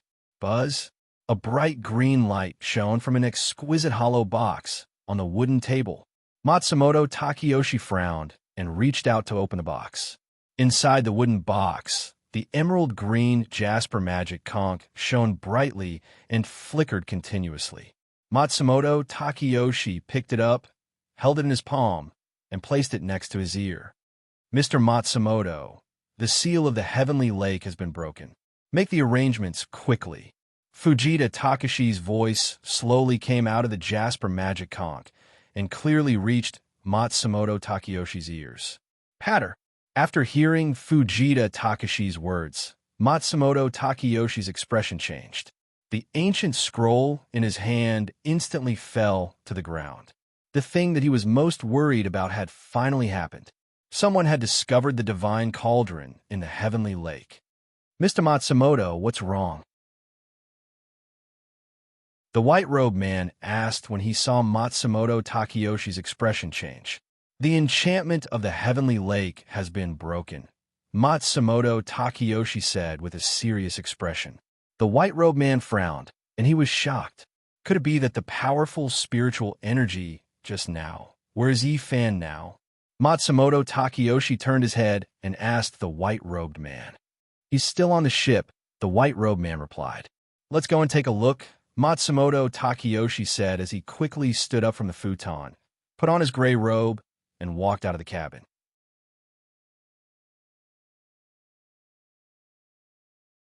Chapter 578. After getting out of the cabin, the man in white with a veil on his face activated his spiritual energy. He supported Matsumoto Takayoshi with his right hand and waved his left sleeve casually. Whoosh! The two of them disappeared into thin air and appeared on the deck of Yifan's boat in an instant.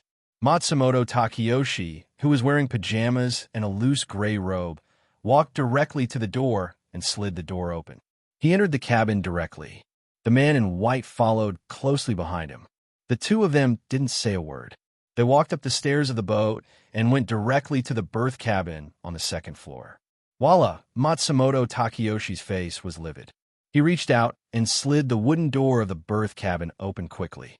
According to his deduction, the person who broke the enchantment of the Heaven Lake was most likely Yifan. As long as Yifan wasn't in the cabin at this time, it would prove this point in another way. However, what he didn't expect was that Yifan didn't leave the East Sea. At this time, he was sitting on the futon, meditating with his eyes closed. Matsumoto Takayoshi was stunned at first. Then he walked slowly into the cabin. The man in white followed him into the cabin and closed the door behind him. Woo! Seeing Matsumoto Takayoshi and the man in white entering the berth cabin, Baihu, who was lying next to the stove, immediately whimpered and hid in Yifan's arms.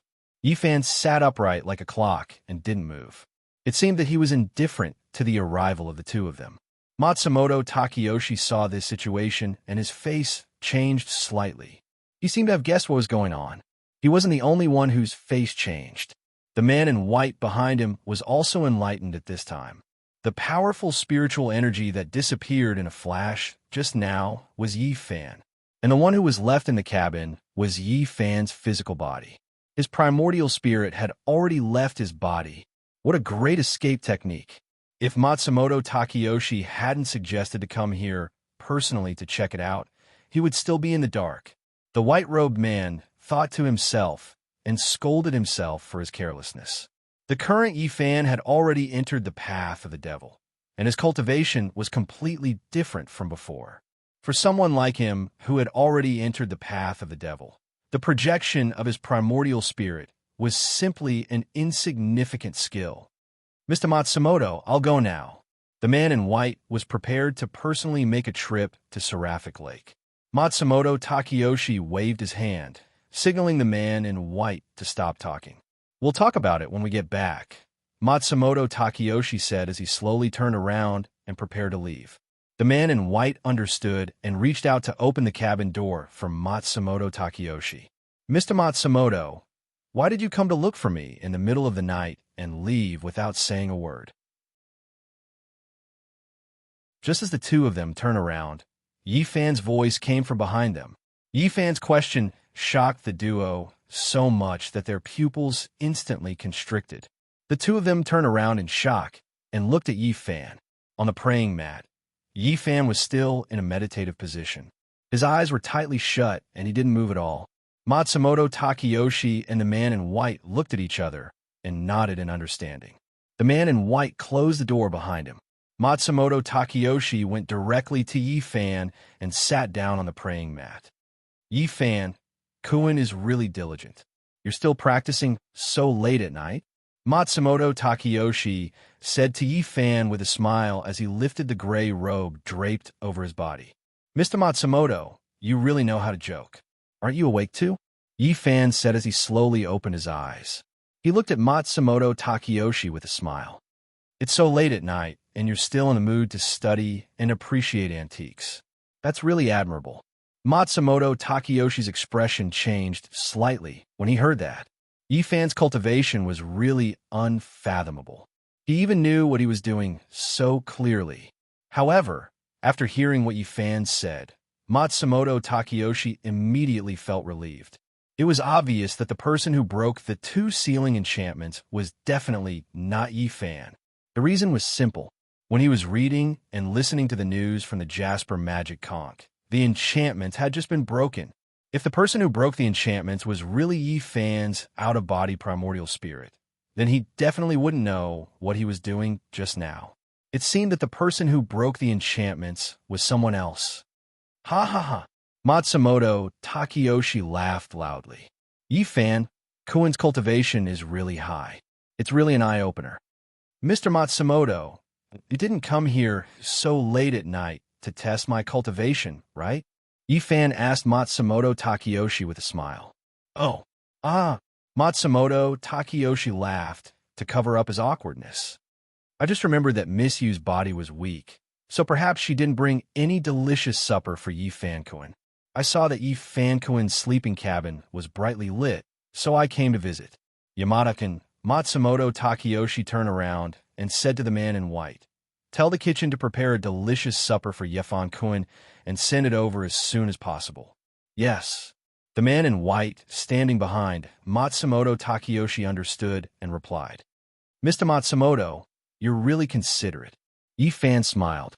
"Then I'll thank you, Mr. Matsumoto." "You're welcome," Matsumoto Takeyoshi said as he stood up from the soft futon. "It's late. I won't disturb Yifan Kuin's rest.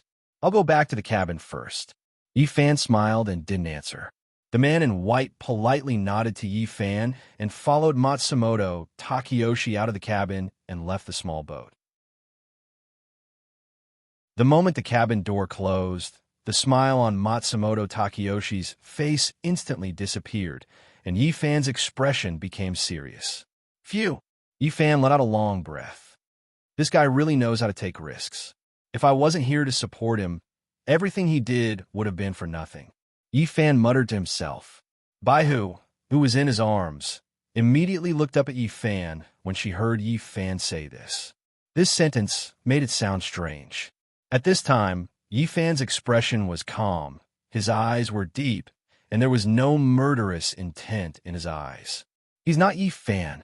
Baihu was shocked and suddenly jumped away from Yifan's arms.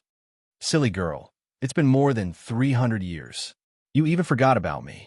Yifan shook his head and smiled bitterly. Baihu was stunned at first. Then her eyes lit up and she threw herself into Yifan's arms again. Now you remember? Yifan smiled as he stroked the white fox in his arms, whose eyes were red and who was whimpering incessantly. He smiled and said, Mr. Matsumoto, what about the Heavenly Lake? Do you want to make a trip there? The man in white asked Matsumoto Takeyoshi after using a secret technique to completely seal the entire cabin. Yifan's cultivation was not what it used to be. He had to be careful and not let him eavesdrop on their conversation. Don't worry about it. Matsumoto Takeyoshi sat back down on the futon. He took off his gray robe and put it aside as he spoke. Don't worry about it. The man in white was confused. If Yamada-kun rushes to the Heavenly Lake now, you'll fall into Yifan's trap. Matsumoto Takeyoshi smiled as he picked up the teapot on the table and poured a cup of fragrant tea. Trap? The man in white asked. Do you believe me? If you leave the EC now, Yifan will definitely follow closely behind. Matsumoto Takeyoshi smiled as he looked at the man in white. If that's the case, wouldn't you be revealing 300 taels of silver? When a man in white heard this, he frowned and was shocked. He had indeed neglected this point. Once he left the EC, he would definitely arouse Yi Fan's suspicions. When that happens, the news of the heavenly lake containing the divine cauldron would be known by Yi Fan. What about the divine cauldron in the heavenly lake? The man in white thought for a while and asked Matsumoto Takeyoshi. Don't worry about that. Matsumoto Takeyoshi picked up the fragrant tea and used the tea lid to gently scrape it. There is a strong enchantment around the 9 cauldrons. Normal experts would not be able to reach it. As long as Yi Fan does not attack, we can be rest assured. The man in white nodded slowly. Boom! Within the heavenly lake, a red light exploded and a golden light flashed. A gigantic pillar of golden and red light rushed out from the bottom of the heavenly lake, which was over 10,000 feet deep, straight into the sky like a gigantic dragon. Yi Fan, who was inside the water-repelling light ball, floated silently in the depths of the heavenly lake. He smiled as he looked at the huge pillar of light in front of him. The enchantment of the 3rd divine cauldron had been completely broken by him. Buzz. After the pillar of light gradually dissipated, a bright golden light shone from the bottom of the water. Yi Fan lowered his head and looked down. His face was filled with joy. At the bottom of the water, a huge bronze cauldron stood there quietly. It was shrouded in golden light and had thousands of auspicious auras. The divine cauldron had appeared. Yi Fan controlled the water-repelling light ball to slowly descend to the foot of the divine cauldron. Above the dazzling divine cauldron, dense, mysterious runes covered the entire body of the cauldron. It looked mysterious and unfathomable. Divine cauldron above, disciple Yi Fan. In order to save my wife's true soul from suffering and reunite with her sooner, I have specially come here to ask for the cauldron's pattern. Looking at the divine cauldron, disciple remembered disciple's sincerity and bestowed the secret pattern on the body of the cauldron. Disciple is eternally grateful. Just like the previous 2 divine cauldrons pattern, Yi Fan knelt on the ground and prayed sincerely. After praying and kowtowing, Yi Fan, who was kneeling on the ground, stood up and observed the reaction of the divine cauldron. Buzz. After the golden light on the divine cauldron flashed 3 times, it disappeared and revealed a huge ancient cauldron body. Thank you, divine cauldron, Yi Fan said as he stood up. Shwa. 2 rays of red light shot out from Yi Fan's eyes and landed on the divine cauldron's body. Golden runes slowly leaped out from the cauldron's body and flew along the 2 red light pillars into Yi Fan's mind. When the last rune flew in, Yi Fan bowed to the divine cauldron again. After the ceremony, he controlled the water-repelling light ball and slowly flew towards the surface of the water. He had already obtained 3 of the 9 cauldrons' secret patterns. If he could find a remaining 6 divine cauldrons, he would be able to comprehend the supreme secret technique and save his wife's true soul and reunite with her. Thinking of the day when he would be reunited with his wife in the future, Yi Fan's face revealed a childlike smile. Under the huge buoyancy, the water-repelling light ball's speed became faster and faster. It was like a huge bubble rising up a high speed, but very quickly, his smile began to disappear. He could keenly feel the aura of an expert with strong spiritual energy. It was on the surface of the water. This aura was familiar, but also strange. It was so strong that even he was shocked. Could it be an expert sent by Matsumoto Takeyoshi? Impossible, Yi Fan thought in his heart. Matsumoto Takeyoshi did not have such a strong expert by his side. If his guess was not wrong, this person was most likely an expert from Xietian's 9 Monster 10 guards. Good timing. Yi Fan's lips curled and his mind moved.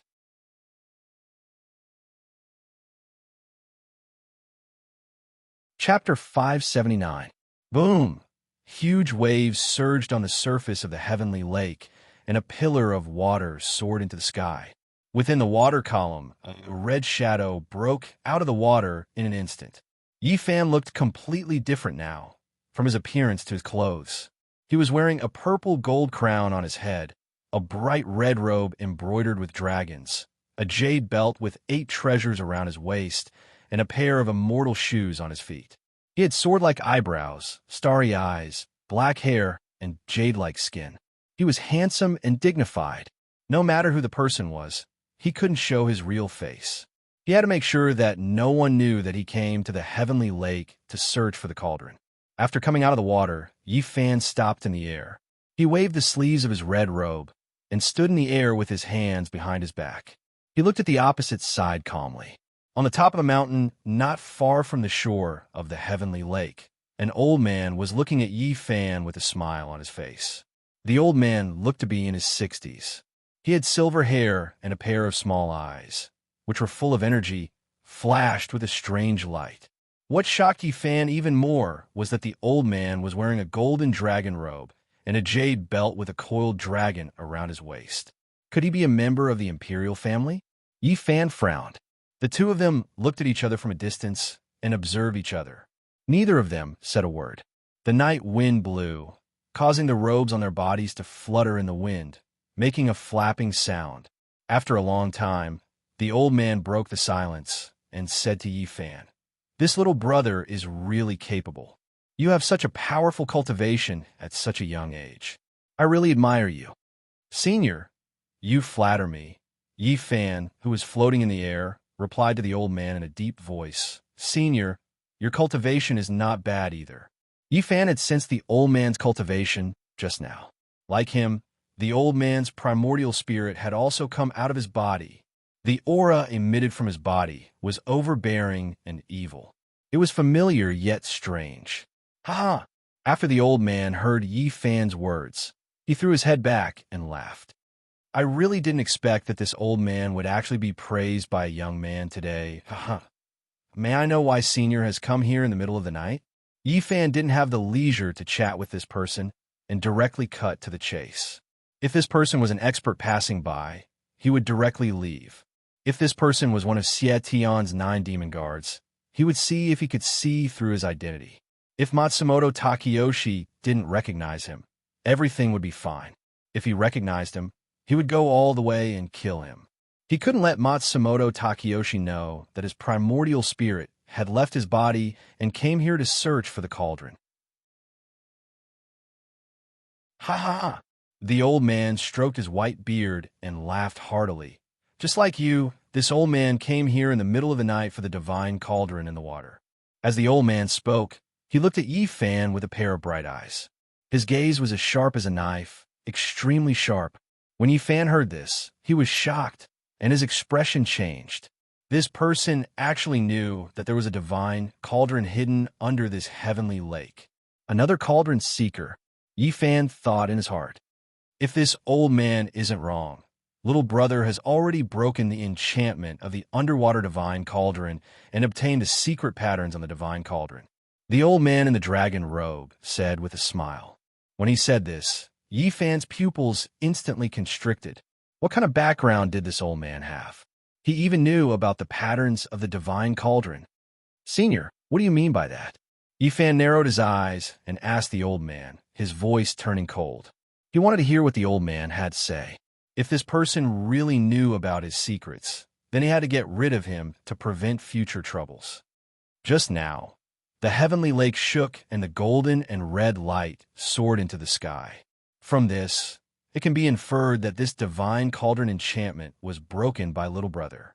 The dragon-robed old man said with a smile, "What about the divine cauldron's patterns?" Yi Fan asked coldly, "How did Senior know?" "Ha ha ha! That's even simpler." The old man laughed loudly. "Those who want to seize the divine cauldron only have 3 goals. First, to seize the world and become a great treasure. Second, to gather the patterns on the 9 cauldrons and cultivate the ancient secret techniques. Third, to obtain the supreme inscriptions within the cauldron, cultivate the supreme divine power, and achieve an immortal body. Little brother, you did not take the divine cauldron away, which proves that little brother does not have the heart to become an emperor. The bellkeeper of this cauldron did not appear, which proves that little brother did not take the inscriptions within the cauldron. From these 2 points, we can deduce that little brother must have broken the seal of the divine cauldron for the patterns on the cauldron. The old man's words left Yi Fan speechless. This person was extremely intelligent. His thoughts were meticulous. His reasoning was bold and meticulous. And from the details, one could see his true skills. What about Senior? Yi Fan asked the old man. Senior, why are you looking for the cauldron? The world or power? Or perhaps both? What? Is my dragon robe not enough to answer your question? The old man raised his arms and smiled as he looked down at his golden dragon robe. Senior, are you looking for the cauldron to seize the great Ming dynasty? Yi Fan frowned and asked the old man in the dragon robe. With the dragon robe on, there was no need to ask further. I'm not seizing, I'm retrieving. The old man raised his head and smiled. Retrieving? Yi Fan asked doubtfully. That's right. This country was originally conquered by my clan's great ancestor, so you can only say that it's retrieving, not seizing, the old man said with a dignified expression. Senior, you mean? Yi Fan seemed to understand the old man's meaning. As long as you know my surname, you'll understand what I mean, the old man said calmly. May I know Senior's name? Yi Fan asked. Zhao. The old man spat out a word. Zhao. Yi Fan was shocked when he heard this. Senior, could it be that you are? That's right. I am a direct descendant of the Great Song Dynasty, the old man said with dignity. Great Song Dynasty?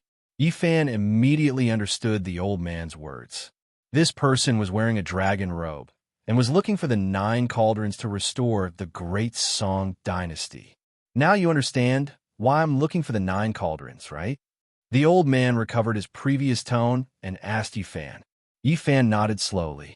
You take the pattern of the divine cauldron, and I take the body of the 9 cauldrons. It seems like we can work together in the future, the old man said to Yi Fan with a smile. Work together? How? Yi Fan raised his eyebrows and asked. After you find the divine cauldron and get the pattern, you can tell me the location of the divine cauldron. After I find the divine cauldron, I can tell you the location and let you get the pattern. How about it?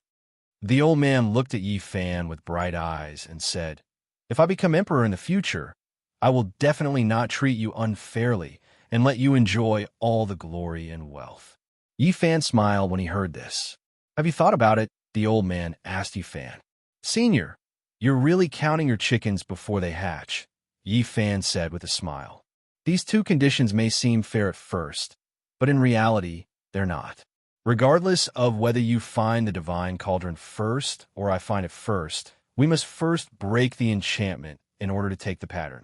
Senior, you're using me to break the enchantment to take the divine cauldron and reap the benefits. The old man was smart, but he was not stupid. He. The old man laughed dryly and said, We each take what we need. Why not? Thank you for your kindness, Senior. Yi Fan smiled as he replied, I've always been a free and undisciplined person. I'm a lone wolf, and I'm not used to working with others. I think that we shouldn't take what we need from each other. It's better if we each display our own abilities. The reason why the 9 divine cauldrons were so difficult to find was because they were protected by a powerful enchantment. This person wanted to use his power to help him find the 9 cauldrons and ascend to the throne. It was simply wishful thinking. As Yi Fan spoke, he stepped into the void and prepared to leave. Little brother. The moment Yi Fan turned around, the old man's voice sounded from behind him. Yi Fan stopped in his tracks and did not move. We can't do business, but we can still be friends. I hope that we won't become enemies in the future, the old man said calmly to Yi Fan.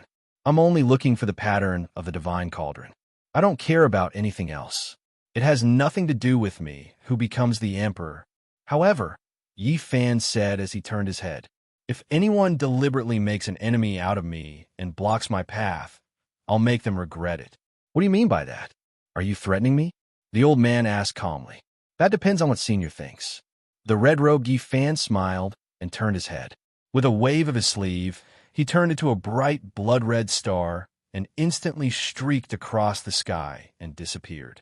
After Yi Fan left, a mysterious smile appeared on the old man's face. He lowered his head and looked at the heavenly lake that was gradually calming down. Then he circulated his essence soul's spiritual energy. Buzz, as a black beam of light shot out from the old man's body, a bright black swastika appeared between his eyebrows. Whoosh!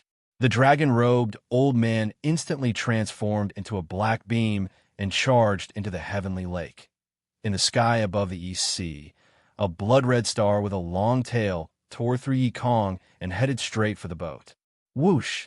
As the blood-red star charged into the boat's cabin, Yifan's figure appeared out of thin air. However, what shocked him was that his physical body was not sitting cross-legged. Instead, it was hugging Baihu and looking at him with a smile. In the cabin, the black-robed Yifan drank tea as he asked the red-robed Yifan's essence soul, "How did you become like this?" Baihu, who was in the black-robed Yifan's arms, immediately understood when she saw Yifan speaking to the void in front of her.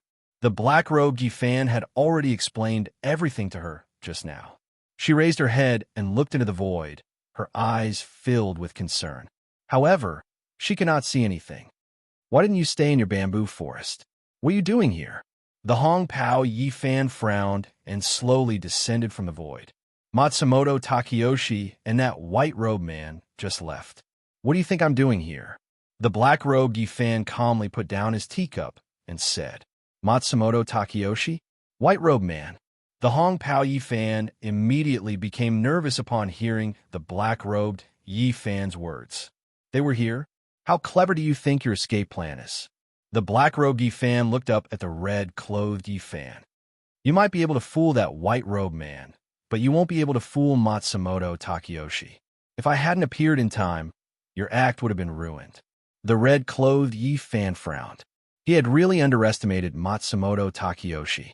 He originally thought that as long as his physical body was here, Matsumoto Takeyoshi would not suspect anything. He never expected that Matsumoto Takeyoshi would become suspicious and come here personally. "I didn't give myself away, right?" The red-clothed Yifan asked with a frown. "Nothing happened this time. I don't know if it will happen again," the black-robed Yifan said. "Thank you." The red-clothed Yifan said to the black-robed Yifan, "Since you are back, it's time for me to return to the bamboo forest. Remember, that white-robed man is different from before. It's best you don't underestimate him." The black-robed Yifan said. The red-clothed Yifan wanted to ask what Matsumoto Takeyoshi had said, but he realized that his physical body's eyes were tightly shut and there was no movement. When Yifan saw this, he walked straight to his physical body. His essence soul returned to his body, and his body and soul became one. With a hum, a green light gently emitted from Yifan's body. Yifan opened his eyes. Woo! Baihu sensed the change in Yifan's aura. She gently raised her front paw and pressed on Yifan's shoulder. Her clear eyes stared intently at Yifan.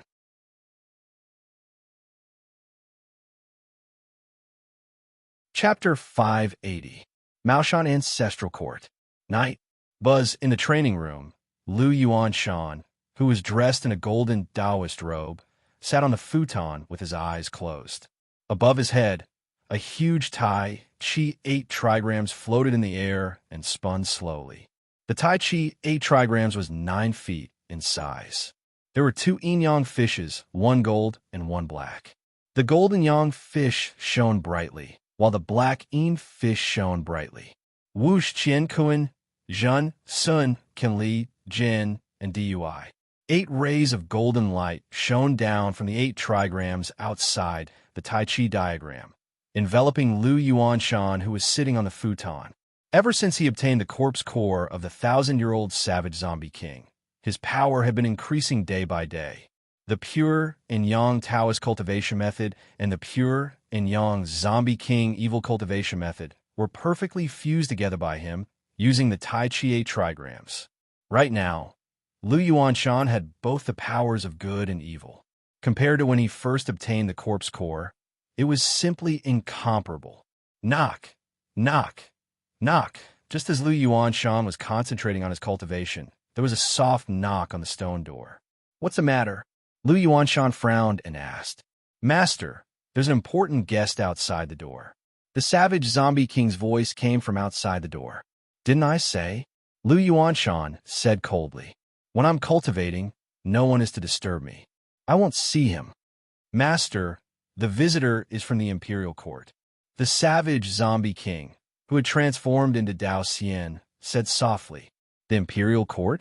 Hearing Dao Xian's words, Lu Yuanshan, who was in the Taiji light shield, slowly opened his eyes and asked. Yes, Dao Xian replied. Who is it from the imperial court? Lu Yuanshan asked again. The visitor is holding an imperial edict and is followed by an old eunuch. I didn't dare to ask. Dao Xian replied. Okay, I understand. Lu Yuanshan closed his eyes. Tell them that I'll be right there. Also, treat the guest well. Do not neglect him. There was no one else other than Xuanji. Lu Yuanshan thought to himself. Ever since he failed to find a cauldron at the Sisui River, he had been staying in Mao Mountain to focus on cultivating and improving his cultivation. During this time, Imperial Tutor Xianji did not summon him to the palace. It had been nearly 3 months since the incident, and he had always thought that the imperial court had given up on the search for the cauldron. Now, it seemed that the matter was not over yet.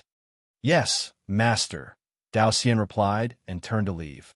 Lu Yuanshan slowly retracted the Tai Chi Yin Yang 8 trigrams diagram above his head and returned it to his body. He stood up from the futon and tidied up his gold-threaded Taoist robe. He walked out of the secret practice room with his hands behind his back and went to the tea room in the side hall.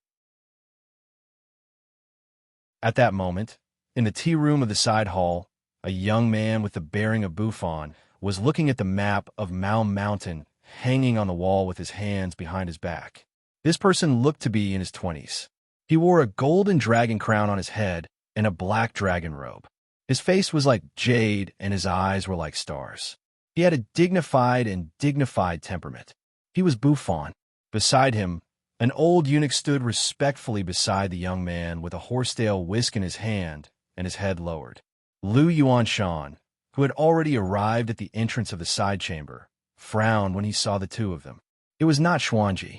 No matter how bold Xuanji was, he would not dare to wear a dragon robe here. Judging from this person's attire, he was at least a prince. Where's Xuanji? Why wasn't he here? Who was this distinguished guest? What business did he have with him? Countless questions swirled in Lu Yuanshan's mind. May I know the purpose of your visit to Mao Mountain in the middle of the night? Lu Yuanshan said as he slowly walked into the hall with his hands behind his back. He did not care whether they were friend or foe. With his current cultivation, he could easily deal with all the Taoist sex experts, let alone 2 ordinary people. After hearing Lu Yuanshan's voice, the young man in the gold-threaded black dragon robe slowly turned around. You're Lu Yuanshan? The young man asked Lu Yuanshan slowly. Yes, I am. May I know who this distinguished guest is? Lu Yuanshan asked the young man with a smile. How dare you? The old eunuch saw Lu Yuanshan's slightly arrogant attitude and immediately scolded in a low voice. Kneel and greet the crown prince. The crown prince. It was the crown prince. Lu Yuanshan was stunned when he heard the old eunuch's words. Then his expression changed drastically. I didn't know the crown prince was coming to Mao Mountain. Please forgive me for not coming out to greet you. Lu Yuanshan said as he stepped forward and knelt on the ground. He respectfully kowtowed to the young man. He knew of the crown prince's reputation. Although this person was young, he was extremely intelligent and resourceful. It was said that when the crown prince was born, there was a vision of a golden dragon. The sect leader of Mao Mountain, Lu Ji, was secretly invited into the palace by the current emperor to calculate the birth of his son. After Lu Ji saw the crown prince, he only said 8 words. The chi of the dragon was vast and mighty. The true dragon was the son of heaven. No matter how arrogant Lu Yuanshan was, he would not dare to go against the will of heaven. No wonder when he was practicing just now, he vaguely felt a majestic chi of the dragon enveloping Mao Mountain. It was the crown prince. Rise. The crown prince in the gold-threaded black dragon robe looked at Lu Yuanshan kneeling in front of him and said with a smile, Thank you, your highness. Lu Yuanshan slowly stood up and stood in front of the crown prince with his hands by his side. When your disciple went to report to you, you must have thought it was Xuanji, right? As the crown princess spoke slowly, she shook the black dragon robe on her body and slowly sat down on Master's armchair. This sentence made Lu Yuanshan, who had lowered his head, shocked. He suddenly had a feeling that something had happened to Xuanji. Your Highness, Your Highness. Lu Yuanshan lowered his head and replied respectfully. To be honest, Your Highness, I did think it was the state preceptor. I heard that you and the state preceptor call each other brothers. Is that true? The crown prince asked Lu Yuanshan with a smile. The state preceptor is of high status, and I am of low status. How could I dare call him my brother? Lu Yuanshan replied wittily. That was then, and this is now. Now, he must draw a clear line between him and Xuanji. I heard that last time, your Taoist sect gathered all the sect masters in Sishui to use the 10,000 ghost formation to search for the divine cauldron in the river. Is that true? The crown prince asked Lu Yuanshan with a smile. Your Highness, it is true, Lu Yuanshan replied. Did you find the divine cauldron? The crown prince continued to ask. No, Lu Yuanshan replied. Lu Yuanshan replied. When the 10,000 ghost great array was activated halfway, people from the myriad immortal tower suddenly appeared and stopped the activation of the array. Someone from the 10,000 immortal tower? That by Sheng? The crown prince raised his eyebrows. One of his protectors. Lu Yuanshan replied. I heard that sect master Lu fought with that protector. The crown prince asked with a smile. Did you win or lose? I wanted to stop it, but I was worried that the ghost would go on a rampage and disturb the people, so I could only let him go. Lu Yuanshan said against his will. The famous Maoshan sect master actually lost to a ghost. If this news spread, wouldn't the Taoists laugh their heads off? Let me ask you. That bastard Xuanji put the current emperor under house arrest, deceived his superiors and subordinates, passed down a fake imperial edict, betrayed his master for glory, and secretly contacted the traitor of Japan, Matsumoto Takeyoshi. Do you know anything about this matter? The crown prince asked Lu Yuanshan with a smile as he lifted the fragrant tea on the table to his mouth and gently blew at it. Lu Yuanshan's pupils constricted. Something really happened to Xuanji. Otherwise, how would the crown prince know so much? This Xuanji even confessed to Matsumoto Takeyoshi to the crown prince. Didn't that mean that he also told the crown prince about his collusion with him? Cold sweat began to form on Lu Yuanshan's forehead. Aiding a villain, not reporting what he knew, colluding with him to commit treason. Once these crimes were confirmed, he would be punished with death. Lu Yuanshan was indeed worthy of being the head of a sect. At this critical moment, he held a divination hand in his sleeve and performed a divination. This divination was performed by none other than Xuanji. Chirp, chirp, chirp, as his fingers moved back and forth. A few tiny golden dots flickered on his fingertips. The crown prince is asking you a question. Hurry up and answer. The old eunuch shouted at Lu Yuanshan, replying to the crown prince. This lowly Taoist does not know anything about this matter. Lu Yuanshan pretended to be innocent and said with a shocked face, how could this lowly Taoist do such a disgraceful and heinous thing? Then why are you sweating? The crown prince looked at the fine beads of sweat on Lu Yuanshan's forehead and asked with a smile. This lowly Taoist does not dare to believe that the state teacher would do such a heinous thing. Is the crown prince mistaken? Lu Yuanshan frowned and continued to pretend that he did not know anything. How dare you? The old eunuch shouted again. That Xuanji personally admitted that you are in cahoots with him and are loyal to the traitor of Dongying, Matsumoto Takeyoshi. You still dare to deny it. The crown prince lowered his head and drank his tea, waiting for Lu Yuanshan's explanation. If your highness does not believe me, you can bring this lowly Taoist to see Xuanji. This lowly Taoist will confront him face to face. Lu Yuanshan said righteously. He dared to say this because he had already divined that Xuanji's sutra was no longer in this world. As the saying goes, dead men tell no tales. With Xuanji dead, there was no evidence left. That Xuanji consumed Matsumoto Takeyoshi's special poison and has died. The crown prince put aside the teacup in his hand and said to Lu Yuanshan, "The state teacher is dead?" Lu Yuanshan continued to act and asked in shock, "I don't care if what you said is true or not, and I don't care what you did before." The crown prince said to Lu Yuanshan, "From now on, I want you to be loyal to me. Are you willing?" When the crown prince said this, Lu Yuanshan was overjoyed. The crown prince came here in the middle of the night to recruit him.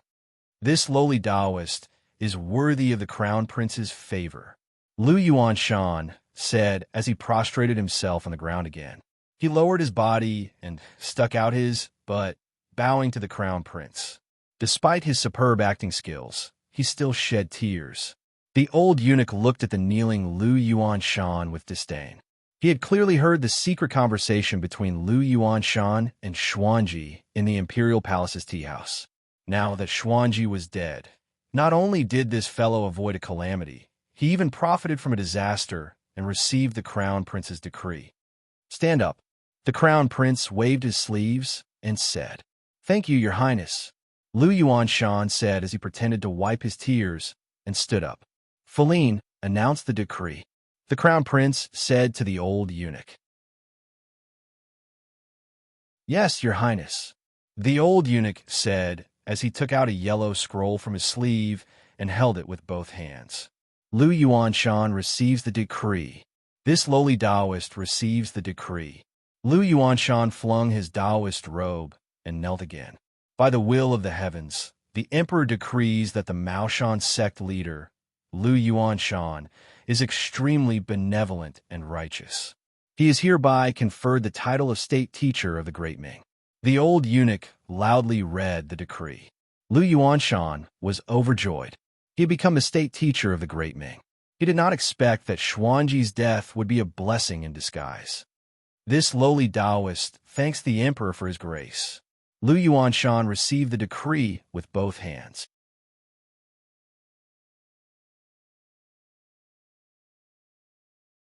Chapter 581. Your Highness, please give me your orders. This humble subject will go through fire and water without hesitation. Lu Yuanshan stood up and said to the crown prince, "Do you know Zhou Dao?"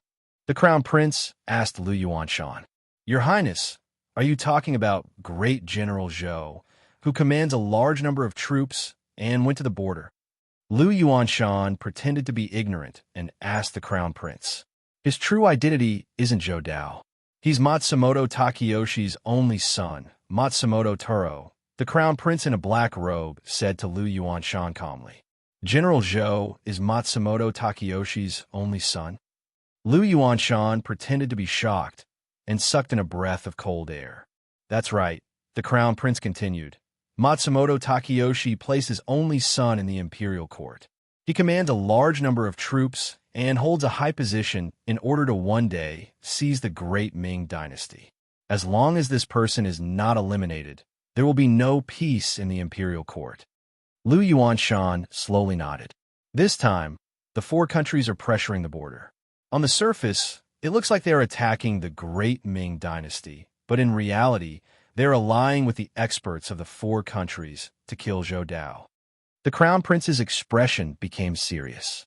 Originally, this plan was foolproof, but unexpectedly, Matsumoto Takeyoshi had a backup plan.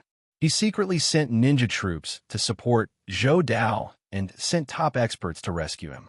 Now, Zhou Dao has a large number of troops and experts in his hands. He is attacking the troops of the four countries with all his strength. The war situation is starting to spiral out of control. There's such a thing? Lu Yuanshan was shocked. He really did not know about this matter. The crown prince nodded. "Your Highness, why don't you report to the emperor and order Zhou Dao to return to the imperial court?" Lu Yuanshan cupped his hands and said, "This way, we can capture Zhou Dao and punish him." The crown prince smiled and did not speak. Right now, more than half of the military power in the imperial court is in the hands of Zhou Dao. As the saying goes, when a general is outside, the emperor's orders cannot be obeyed. At this moment, Zhou Dao still claims to be a subject and is attacking the four states. If the emperor orders him to return to the imperial court, won't he become suspicious?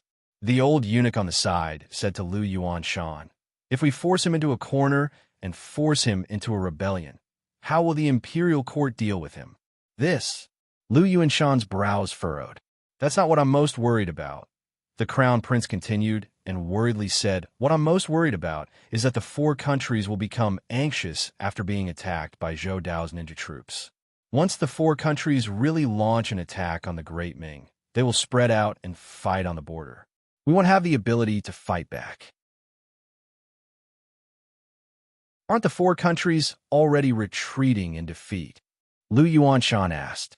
This is just the beginning, the crown prince said. The troops of the four countries only gathered a large number of troops this time and pretended to attack the Great Ming Empire. They didn't advance with the army.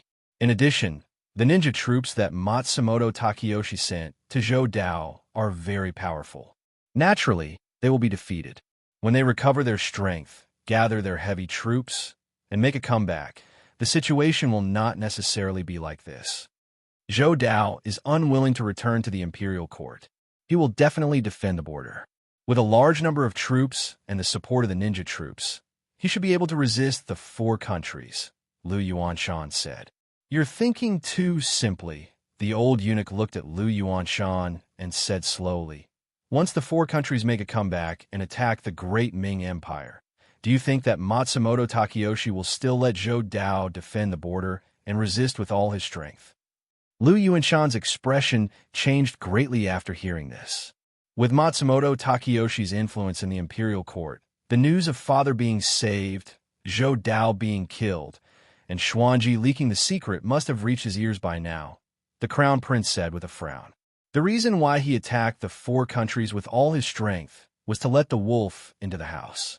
He will sit on the mountain and watch the tigers fight. When the sandpiper and the clam fight, the clam will fight and the fisherman will benefit. At that time, it's hard to say whether the Great Ming Empire will still belong to the Zhou family. After hearing the crown prince's words, Lu Yuanshan felt a chill in his heart. He was shocked by the crown prince's shocking plan to lure the tiger away from the mountain. He was also shocked by Matsumoto Takeyoshi's method of countering each move as they came. Of these two people, one was wise and resourceful, a newborn calf that was not afraid of the tiger. The other was astute and cunning, turning something rotten into something miraculous. It could be said that he met his match, a general meeting a talent. At this moment, he was at a crossroads. On one side was Matsumoto Takeyoshi, and on the other side was the crown prince. He had to make a choice. Either he helped Matsumoto Takeyoshi, or he helped the crown prince. It was said that these two people were appointed by the Son of Heaven to be the left assistant and the right assistant, and their origins were Buffon. But soon he made a choice. That was to choose the strong. There was a saying, a fine bird chooses a tree to nest in, a virtuous minister chooses a master to serve. He would follow the one whose fist was harder. Looking at the current situation, it was still impossible to see who would win and who would lose. What he needed to do now was to not offend either side and take one step at a time. Since he had to help the crown prince, he could not cut off contact with Matsumoto Takeyoshi. This way, he could leave himself a way out. Your Highness, how can I help? Thinking of this, Lu Yuanshan asked the crown prince. I heard that the ninja army that Matsumoto Takeyoshi sent to the Great Ming dynasty is very strong. With just a few thousand people, they were able to heavily injure the Mongol heavy cavalry. Their ninjutsu is ever-changing, and they are ruthless and ruthless. They have a strength that even 1,000 soldiers would not be able to resist. This time, I came to Mao Mountain in the middle of the night to confer you the position of imperial teacher and to make you think of a plan to deal with the enemy as soon as possible. Otherwise, when the situation changes and war breaks out, won't the Great Ming dynasty's soldiers become fish on the chopping board, waiting to be slaughtered? After hearing this, Lu Yuanshan frowned. He did not expect that the first task the crown prince gave him would be to fight against Matsumoto Takeyoshi's ninja army. He knew very well how strong Matsumoto Takeyoshi's ninja army was. In the past, when he was chatting with Profound Secrets, he had mentioned this matter to him. According to Profound Secrets, Matsumoto Takeyoshi was most proud of three kinds of forces: the ninja army that numbered in the tens of thousands, the Japanese experts that were as common as clouds, and the evil god Seitan that was supporting him from behind. Of these three forces, the ninja army was the most loyal to Matsumoto Takeyoshi. It was said that most of these ninjas were orphans left behind from the war. They were taken in by the Matsumoto family since they were young and carefully trained to become ninjas. Not only were these people's ninjutsu and sword skills excellent, they were also absolutely loyal to Matsumoto Takeyoshi. They were willing to pay any price, even their lives. As the saying goes, the soft fear the hard, and the hard fear those who do not care about their lives. With their valiant battle prowess and their unflinching loyalty, these people were simply perfect killing machines. In the Jianghu, dealing with a few of these ninjas was a piece of cake for him. However, on the battlefield, facing thousands of ninjas, he was powerless. Lu Yuanshan looked worried as he thought hard. "Don't you know the 1,000 Ghost Formation?" The old eunuch asked Lu Yuanshan. "Can you summon the ghosts to fight?" "You may not know this, but while the 1,000 Ghost Formation is very powerful, it cannot be used on the battlefield." Lu Yuanshan shook his head and said, "It cannot be used? Why is that?" The old eunuch frowned and asked, "On the battlefield, there are thousands of soldiers on both sides, and all of them are masculine men. When both sides fight, their killing intent and will to fight are very strong. The ghosts would be running away, so why would they show up?" Lu Yuanshan explained. The old eunuch nodded slowly. "If the ghosts cannot be used, then what about zombies?" The crown prince looked at Lu Yuanshan and asked, "Zombies?" Lu Yuanshan looked puzzled. The Maoshan sect has always been an expert in exorcising ghosts and destroying zombies. Among the Taoist sects, no one would dare to claim to be the best. The crown prince picked up the fragrant tea on the table and said to Lu Yuanshan, "I heard that the Maoshan sect has ways to control zombies, and can even use corpses to control zombies. Is that true?" The crown prince took a sip of tea as he spoke. "Your Highness, such a thing is true." Lu Yuanshan lowered his head and answered. He dared not hide such a thing, nor was he able to. Controlling zombies and using corpses to control zombies had become a secret art of the Maoshan sect. If that is the case, why not build an army of zombies? The crown prince raised his eyebrows and looked at Lu Yuanshan as he sipped his tea. "Zombie? Army of zombies?" Lu Yuanshan looked up and blurted out in shock. The idea of the crown prince shocked him so much that he could hardly believe his ears. Build an army of zombies specifically to fight Matsumoto Takeyoshi's ninja forces, the crown prince said. "Would that work?" Your Highness," Lu Yuanshan answered. "Theoretically, it would work, but what?" The crown prince asked. "In times of peace, zombies are few and far between. While zombies are immensely powerful, they are afraid of things like sunlight, glutinous rice, and yellow talismans. If there are Taoist fighters among the enemy forces, the formation would be easily broken." Lu Yuanshan lowered his head and said, "Smack!" The crown prince's expression turned cold as he slammed his teacup on the table, causing tea to splash everywhere. Lu Yuanshan hurriedly lowered his head. "You are the state preceptor. You think of a way." The crown prince's voice was imposing. "If you can't think of a way, then you don't have to be the state preceptor anymore. As the saying goes, accompanying the emperor is like accompanying a tiger." The crown prince, who was smiling a moment ago, suddenly turned cold and ruthless. "Feline, return to the palace." The crown prince said expressionlessly as he slowly stood up from his chair. "Yes," the old eunuch replied. "Your Highness, please stay." Lu Yuanshan saw that the crown prince was about to leave and immediately bowed respectfully. The crown prince coldly glanced at Lu Yuanshan and sat back down on his chair. "What is it?" the crown prince asked coldly. "I have thought of a way, but I don't know what your Highness thinks." Lu Yuanshan lowered his head and said, "What way?"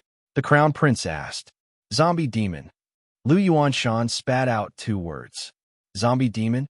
The crown prince heard these 2 words and was puzzled. This was the first time he heard this word. What is a zombie demon? The Crown Prince asked Lu Yuanshan. Half human, half zombie. Lu Yuanshan replied. Half human, half zombie?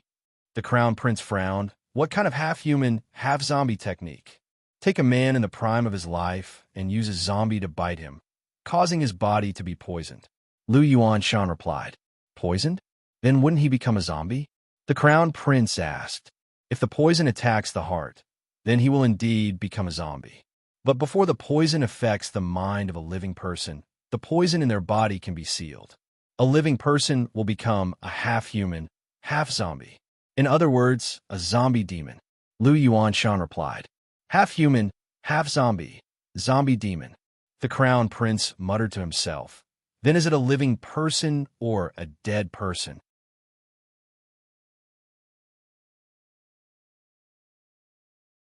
Chapter 582. Living Dead.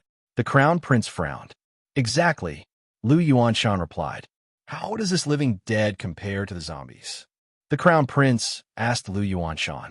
This living dead is half human, half zombie. Half human, half zombie. Half human, half zombie. Half human, half zombie. Half human, half zombie. Lu Yuanshan respectfully said to the Crown Prince. Not only that, this thing is not afraid of sunlight, not afraid of yellow talismans, not feeling pain, not feeling fatigue. It feeds on flesh and blood. Its strength is incomparable. This thing is so powerful. The Crown Prince's eyes lit up. Lu Yuanshan nodded. The Crown Prince looked at Lu Yuanshan and asked, You just said that this thing's consciousness is still intact. In other words, it can obey orders? Yes, Lu Yuanshan said to the Crown Prince. As long as the corpse poison is prevented from entering the brain, its consciousness is no different from that of a normal person, except that it is bloodthirsty. The Crown Prince thought for a moment and asked Lu Yuanshan, Once it becomes a living dead, is it possible to return to being a human? It is possible to return to being a human, but it is very difficult. Lu Yuanshan replied. After this thing starts killing, it will become addicted to blood and gradually lose its humanity. Except for a few people who can forcibly control their killing intent, most of them will lose their consciousness due to the corpse poison and become bloodthirsty zombies. The Crown Prince closed his eyes and pondered. If this thing is really used to deal with a ninja army, it will require at least 10,000 people. The old eunuch on the side listened with a dignified expression. If this method is really used, these 10,000 people will most likely become bloodthirsty zombies after they turn into zombies. There is no possibility of them returning to being human again. This is a living human life. Lu Yuanshan breathed a sigh of relief. No matter what, he thought of a method. As for whether this method is used or not, it is not his concern. After a long time, the Crown Prince slapped the armrest of the chair and said with a firm tone, We will use this method. As soon as this was said, the old eunuch and Lu Yuanshan were shocked. They did not expect the Crown Prince to actually decide to use this method to deal with Matsumoto Takayoshi's ninja army. Your Highness, if we use this method, we will need at least 10,000 people. Where are we going to find so many people who are willing to die? The old eunuch bowed and asked the Crown Prince. That's easy. Isn't it just 10,000 able-bodied men? The Crown Prince smiled, picked up the fragrant tea on the table, and said with a smile, If we gather all the prisoners on death row in the Great Ming Dynasty who are going to be executed after autumn, there will be more than 10,000 of them. The old eunuch was stunned at first, but then his eyes lit up and he nodded slightly. Using prisoners on death row who were about to be executed as an army of the living dead was indeed the most suitable method. On the other hand, Lu Yuanshan frowned and complained incessantly in his heart. He originally thought that the Crown Prince would put the plan aside because it would harm innocent lives. He never thought that the Crown Prince would come up with such a way to kill two birds with one stone. In this way, he would be busy because transforming over 10,000 death row prisoners into corpse demons would require at least a month of time. What made him even more worried was that once Matsumoto Takeyoshi learned that he had become the imperial preceptor of the Great Ming Dynasty and discovered that the Great Ming Dynasty had used the zombie demon technique to kill his ninja troops, wouldn't he become Matsumoto Takeyoshi's must-kill target? This matter had already become a hot potato for him. Then it's decided, the Crown Prince said as he stood up from his chair and said to Lu Yuanshan, make the arrangements and take office in the court as soon as possible.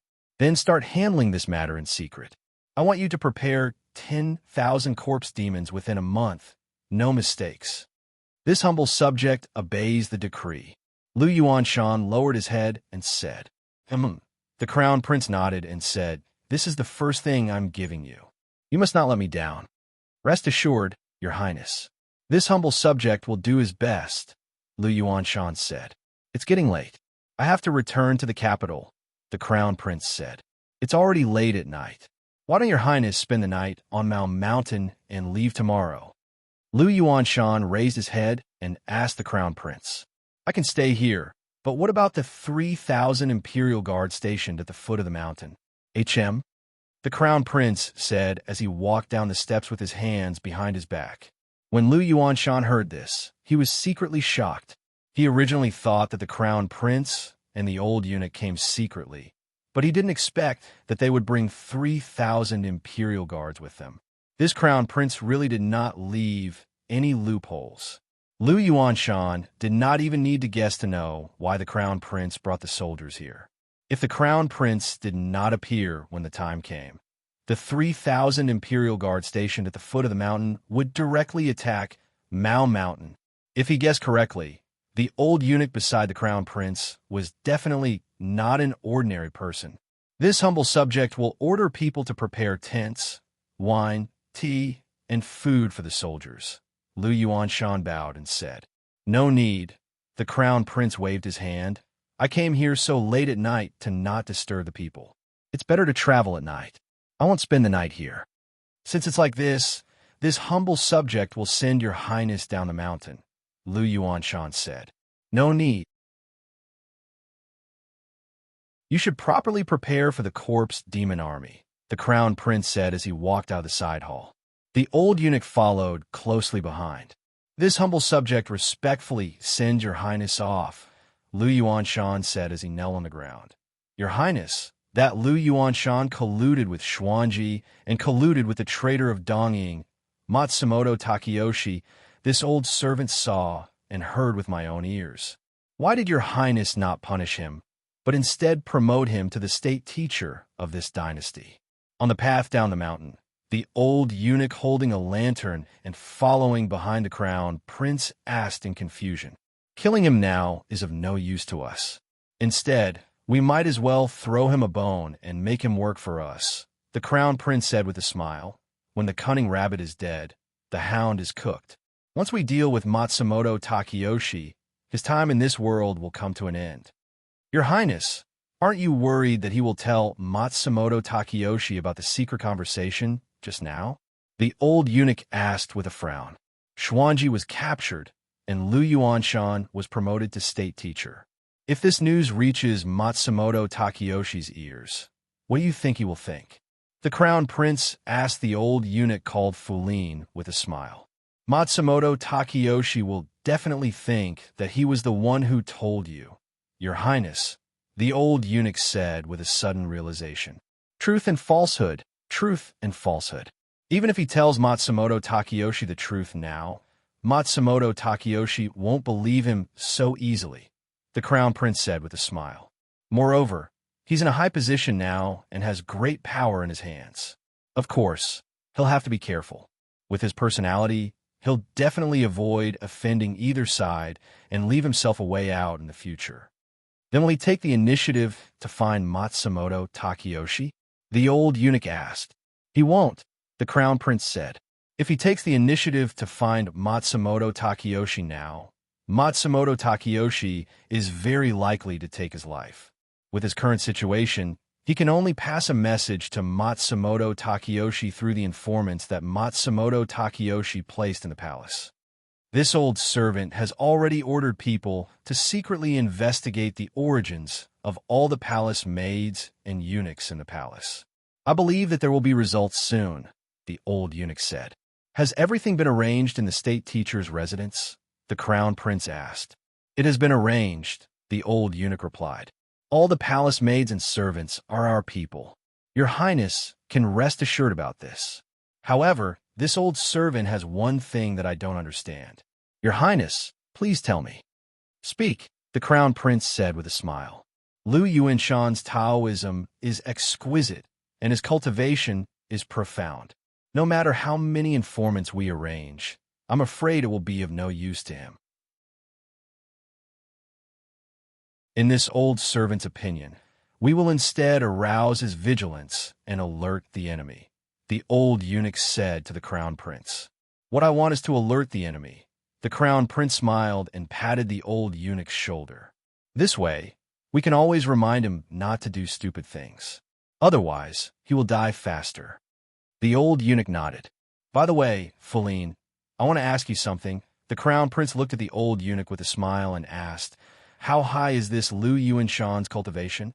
Are you his opponent? Your Highness, this question is difficult for this old servant, the old eunuch said with a smile. This old servant and Lu Yuanshan are from different sects and different cultivation methods. This old servant can't say who is better and who is worse. However, according to this old servant's observation, this Lu Yuanshan's body has a trace of evil aura that is extremely overbearing. And the Taoist who served your Highness tea before, called Dao Xian, is even more problematic. That Taoist who served tea has a problem? What problem? The crown prince asked with a frown. This old servant dares to guarantee that that Taoist is definitely not human. If he is not a demon, then he is a monster. And the evil aura on Lu Yuanshan's body is exactly the same as that Taoist. The old eunuch said solemnly. It seems that the waters in this Maoshan ancestral court are very deep. The crown prince narrowed his eyes and said, You heard our conversation just now? In a secret chamber of Maoshan Mountain, Lu Yuanshan, who was sitting on a praying mat, asked the savage zombie king respectfully, standing in front of him. I heard, Master, the savage zombie king replied. What do you think about this matter? Lu Yuanshan asked the savage zombie king. I don't know about the others, but I did see some clues about that old eunuch, the savage zombie king replied. Master, after you enter the palace, you must be careful of this person. That old eunuch? I need to be careful of him? Lu Yuanshan looked at the savage zombie king with a doubtful expression. He had observed that old eunuch just now. At best, he was a martial arts expert. His cultivation was heaven-defying now. What was there to be worried about when he was just a mere mortal? Don't be fooled by his old appearance. In fact, he is a special technique expert, the savage zombie king replied. Special technique expert? Lu Yuanshan frowned and asked, Why can't I see it?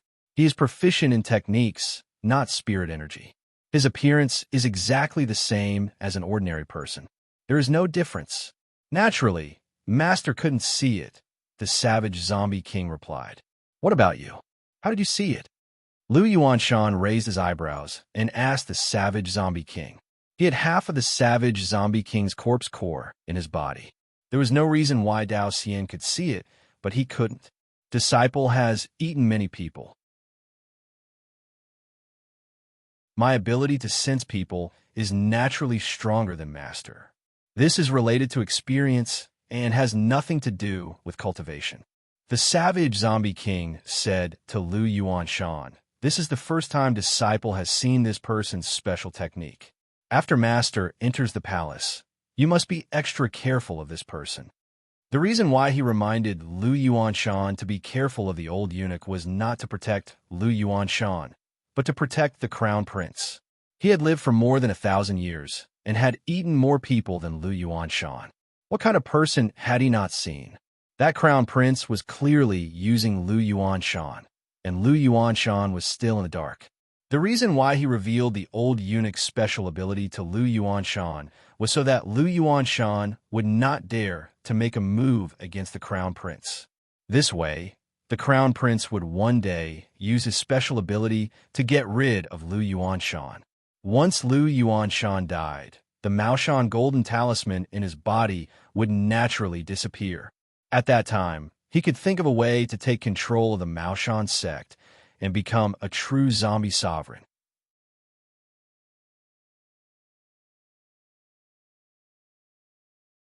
Chapter 583. 3 days later. Mongolia beyond the Great Wall. Night. In the Mongolian tent, Yi Yun, Yi Kong, and Yi Chun sat around the campfire, drinking wine to warm themselves. Above the campfire, there was a golden, fat, and tender roasted lamb. The fire was red and warm, the wood crackled, and the smell of roasted lamb wafted into their nostrils. Good wine, fragrant meat, and a roaring campfire. This was a rare and pleasant thing in the world, but the three people around the campfire had serious expressions, as if they had something on their minds. Yichin kept drinking strong Mongolian wine. From time to time, he would use the sleeve of his Mongolian robe to wipe his mouth. Yikong's eyes were fixed.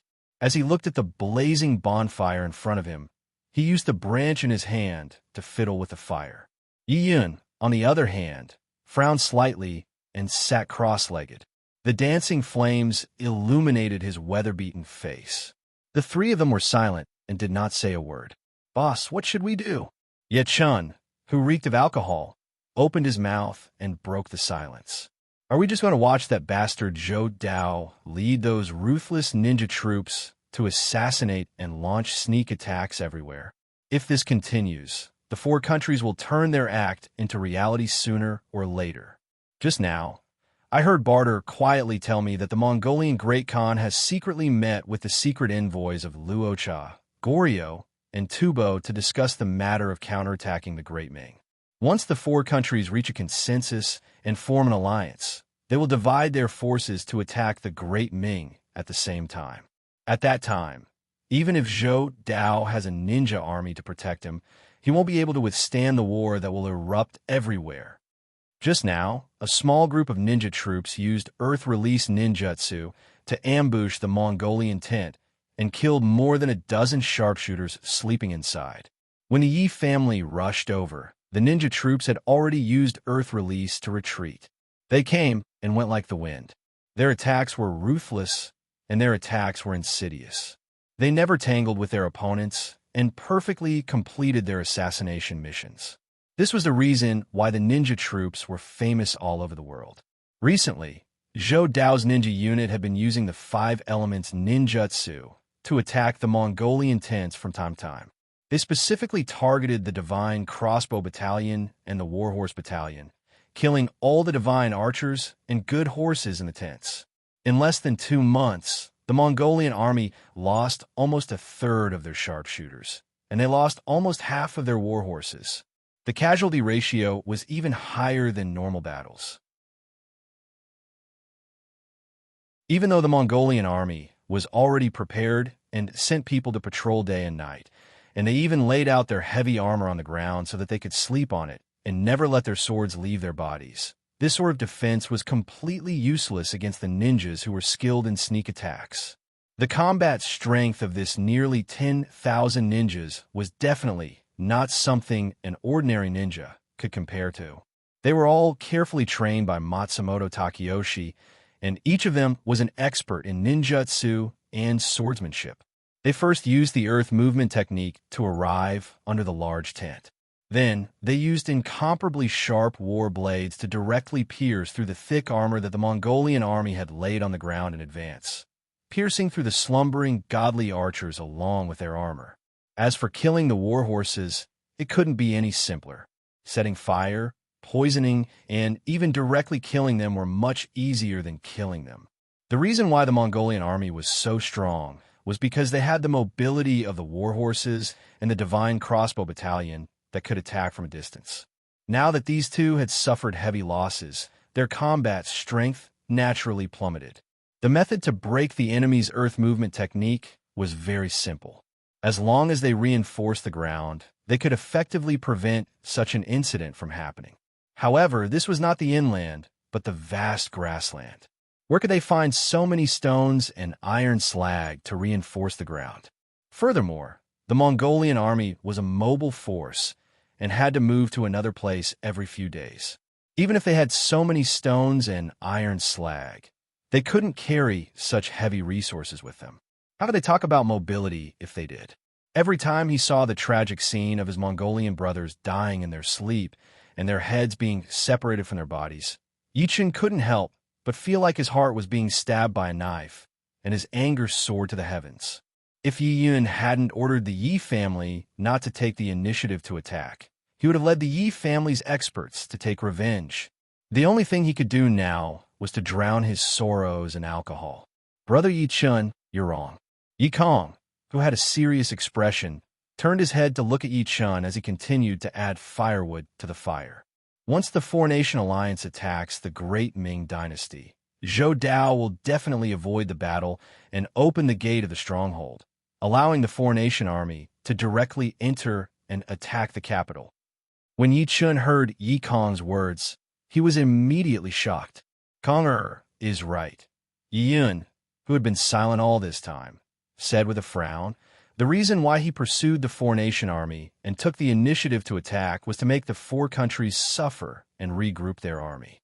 Then, he would make the act real and attack the Great Ming Dynasty. When the four countries really start to attack the Great Ming Dynasty, he would avoid the battle and let the Four-Nation army enter. This move of using the enemy's strength to fight the enemies in Sao discord is really clever. It's not right to fight, but it's also not right to not fight. Then, is the emperor who was rescued stupid? Is he going to let Zhou Dao do whatever he wants? Yi Chun said angrily, why don't you hurry up and issue a decree to order Zhou Dao to return to the capital? Issue a decree to return to the court. Yi Kong asked, believe it or not, as long as the imperial decree arrives, Zhou Dao will immediately rebel. With the Four-Nation army and Zhou Dao's rebel army, the Great Ming Dynasty will have no power to fight back. Even if that's the case, there should be a secret envoy for the peace talks, right? Yi Chun, who reeked of alcohol, said, it's been almost 2 months, and there's not even a shadow of a person. Even if the imperial court sends a secret envoy, do you think he can get here smoothly? Ian raised his head and said, Zhou Dao has already sent people to block all the important roads. It's impossible to escape. Master, what do you think we should do? Yi Chun said, are we going to drink and eat meat every day and then watch our Mongolian brothers die in their sleep? Ian took a deep breath and did not say anything. It's a pity that Fan Air isn't here. Yi Kong sighed. If he was here, and with the snake shadow sword in his hand, we definitely wouldn't be in such a passive situation. The snake shadow sword's cold energy was extremely strong, and it could easily freeze the ground. This way, the ninja army would not be able to sneak attack. Adding on Yi Fan's strange wind-like movement, he would definitely be able to heavily injure Zhou Dao's ninja army. Thinking to this point, Yi Kong shook his head. He had been in the Mongolian Empire for so long, and he did not know how his beloved son was doing. The three of them fell into silence again. Chun-er, I had a strange dream last night. Since you're proficient in the art of divination, help me solve it. After a long time, Yi Yun broke off a withered branch and threw it into the fire, saying, strange dream? What dream? Yi Chun asked Yi Yun. Last night, I dreamed of a golden dragon flying into the tent. What is the meaning of this dream? Yi Yun asked Yi Chun. A golden dragon flying into the tent? When Yi Chun heard Yi Kong's words, his expression immediately changed. He put down the leather wineskin in his hand and asked in shock. Yi Yun nodded. A golden dragon flying into the tent. Could it be that the emperor is going to personally lead the army? Yi Kong guessed. Yi Chun slowly shook his head. The emperor of the Great Ming Dynasty had just escaped from prison, and in addition to that, he had been taking all kinds of pills made by Xuanji all year round. His body was already worn out, and it was impossible for him to lead the army. Could it be? Suddenly, Yi Chun's eyes lit up as he thought of a person. He stood up from the ground and quickly walked to the entrance of the tent. He opened the curtain and rushed to the open space outside the tent, and looked up at the vast starry sky. In Yi Kong's tent, the stars were shining brightly. "So, it's him." Yi Chun, who reeked of alcohol, smiled when he saw the stars shining with a strange light in Yi Kong's tent. He smiled as he quickly walked back into the tent. Once again, he sat by the fire, picked up the wine jug, and poured it down his throat. Yi Yun and Yi Kong looked at each other, not understanding why Yi Chun was laughing. "The Emperor Star is here, so this matter should be resolved." Yi Chun put down the leather wineskin and smiled. "The Emperor's Star?" Yi Kong asked with a frown. "That's right." Yi Chun smiled mysteriously. "Who is the Emperor's Star? The current emperor?" Yi Yun asked. "The true dragon, the son of heaven, might not be the Emperor's Star, but the Emperor's Star must be the son of heaven." Yi Chun lowered his voice and said to the father and son, "This Emperor's Star is none other than the current crown prince."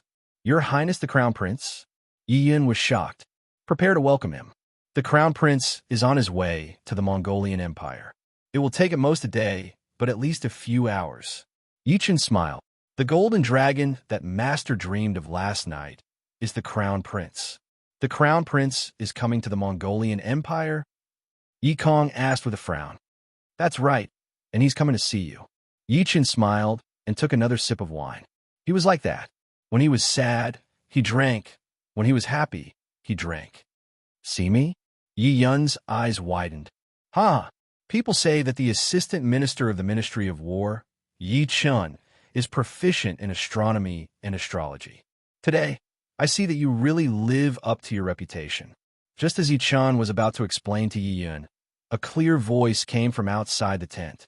Whoosh! The flame of the candlestick placed on the wooden table suddenly soared high up into the air. "It's the candlelight," Yi Chun exclaimed in his heart. If there was such a sign, it meant that a noble had arrived. Yi Chun, who had regained his senses, put down his wineskin. He stood up and said to Yi Yun and Yi Kong, "Quickly go and welcome him. The Crown Prince is here." Yi Yun and Yi Kong immediately stood up when they heard this. As they stood up, the two of them muttered in their hearts, "Why did the Crown Prince come? And how could he enter the heavily guarded Mongolian tent with such fanfare?" At this time, the great Ming Empire and the Mongolian Empire were like fire and water. Did the Mongolian soldiers not make things difficult for him? With these questions in mind, the father and son followed Yi Chun out of the tent. More than 10 feet away from the tent, a young man wearing a black dragon robe and a golden dragon crown walked over with a smile on his face. This person's face was like jade and his eyes were like stars. He walked with a majestic gait and a dignified aura. Behind him was an old eunuch. When the three of them saw this, their pupils shrank. What shocked them was not only the Crown Prince's arrival, but also the reaction of the surrounding Mongolian soldiers. Outside the heavily guarded Mongolian tent, nearly 1,000 valiant Mongolian soldiers did not move at all. They completely ignored the two people in front of them. It was as if the two of them did not exist. Then, they looked at the old eunuch behind the young man. He held a horsetail whisk in one hand and made a hand seal with the other. It was an illusion. When Yi Chun saw the mysterious hand seal made by the old eunuch, he was shocked. All the soldiers around the tent were under the illusion and could not see them at all.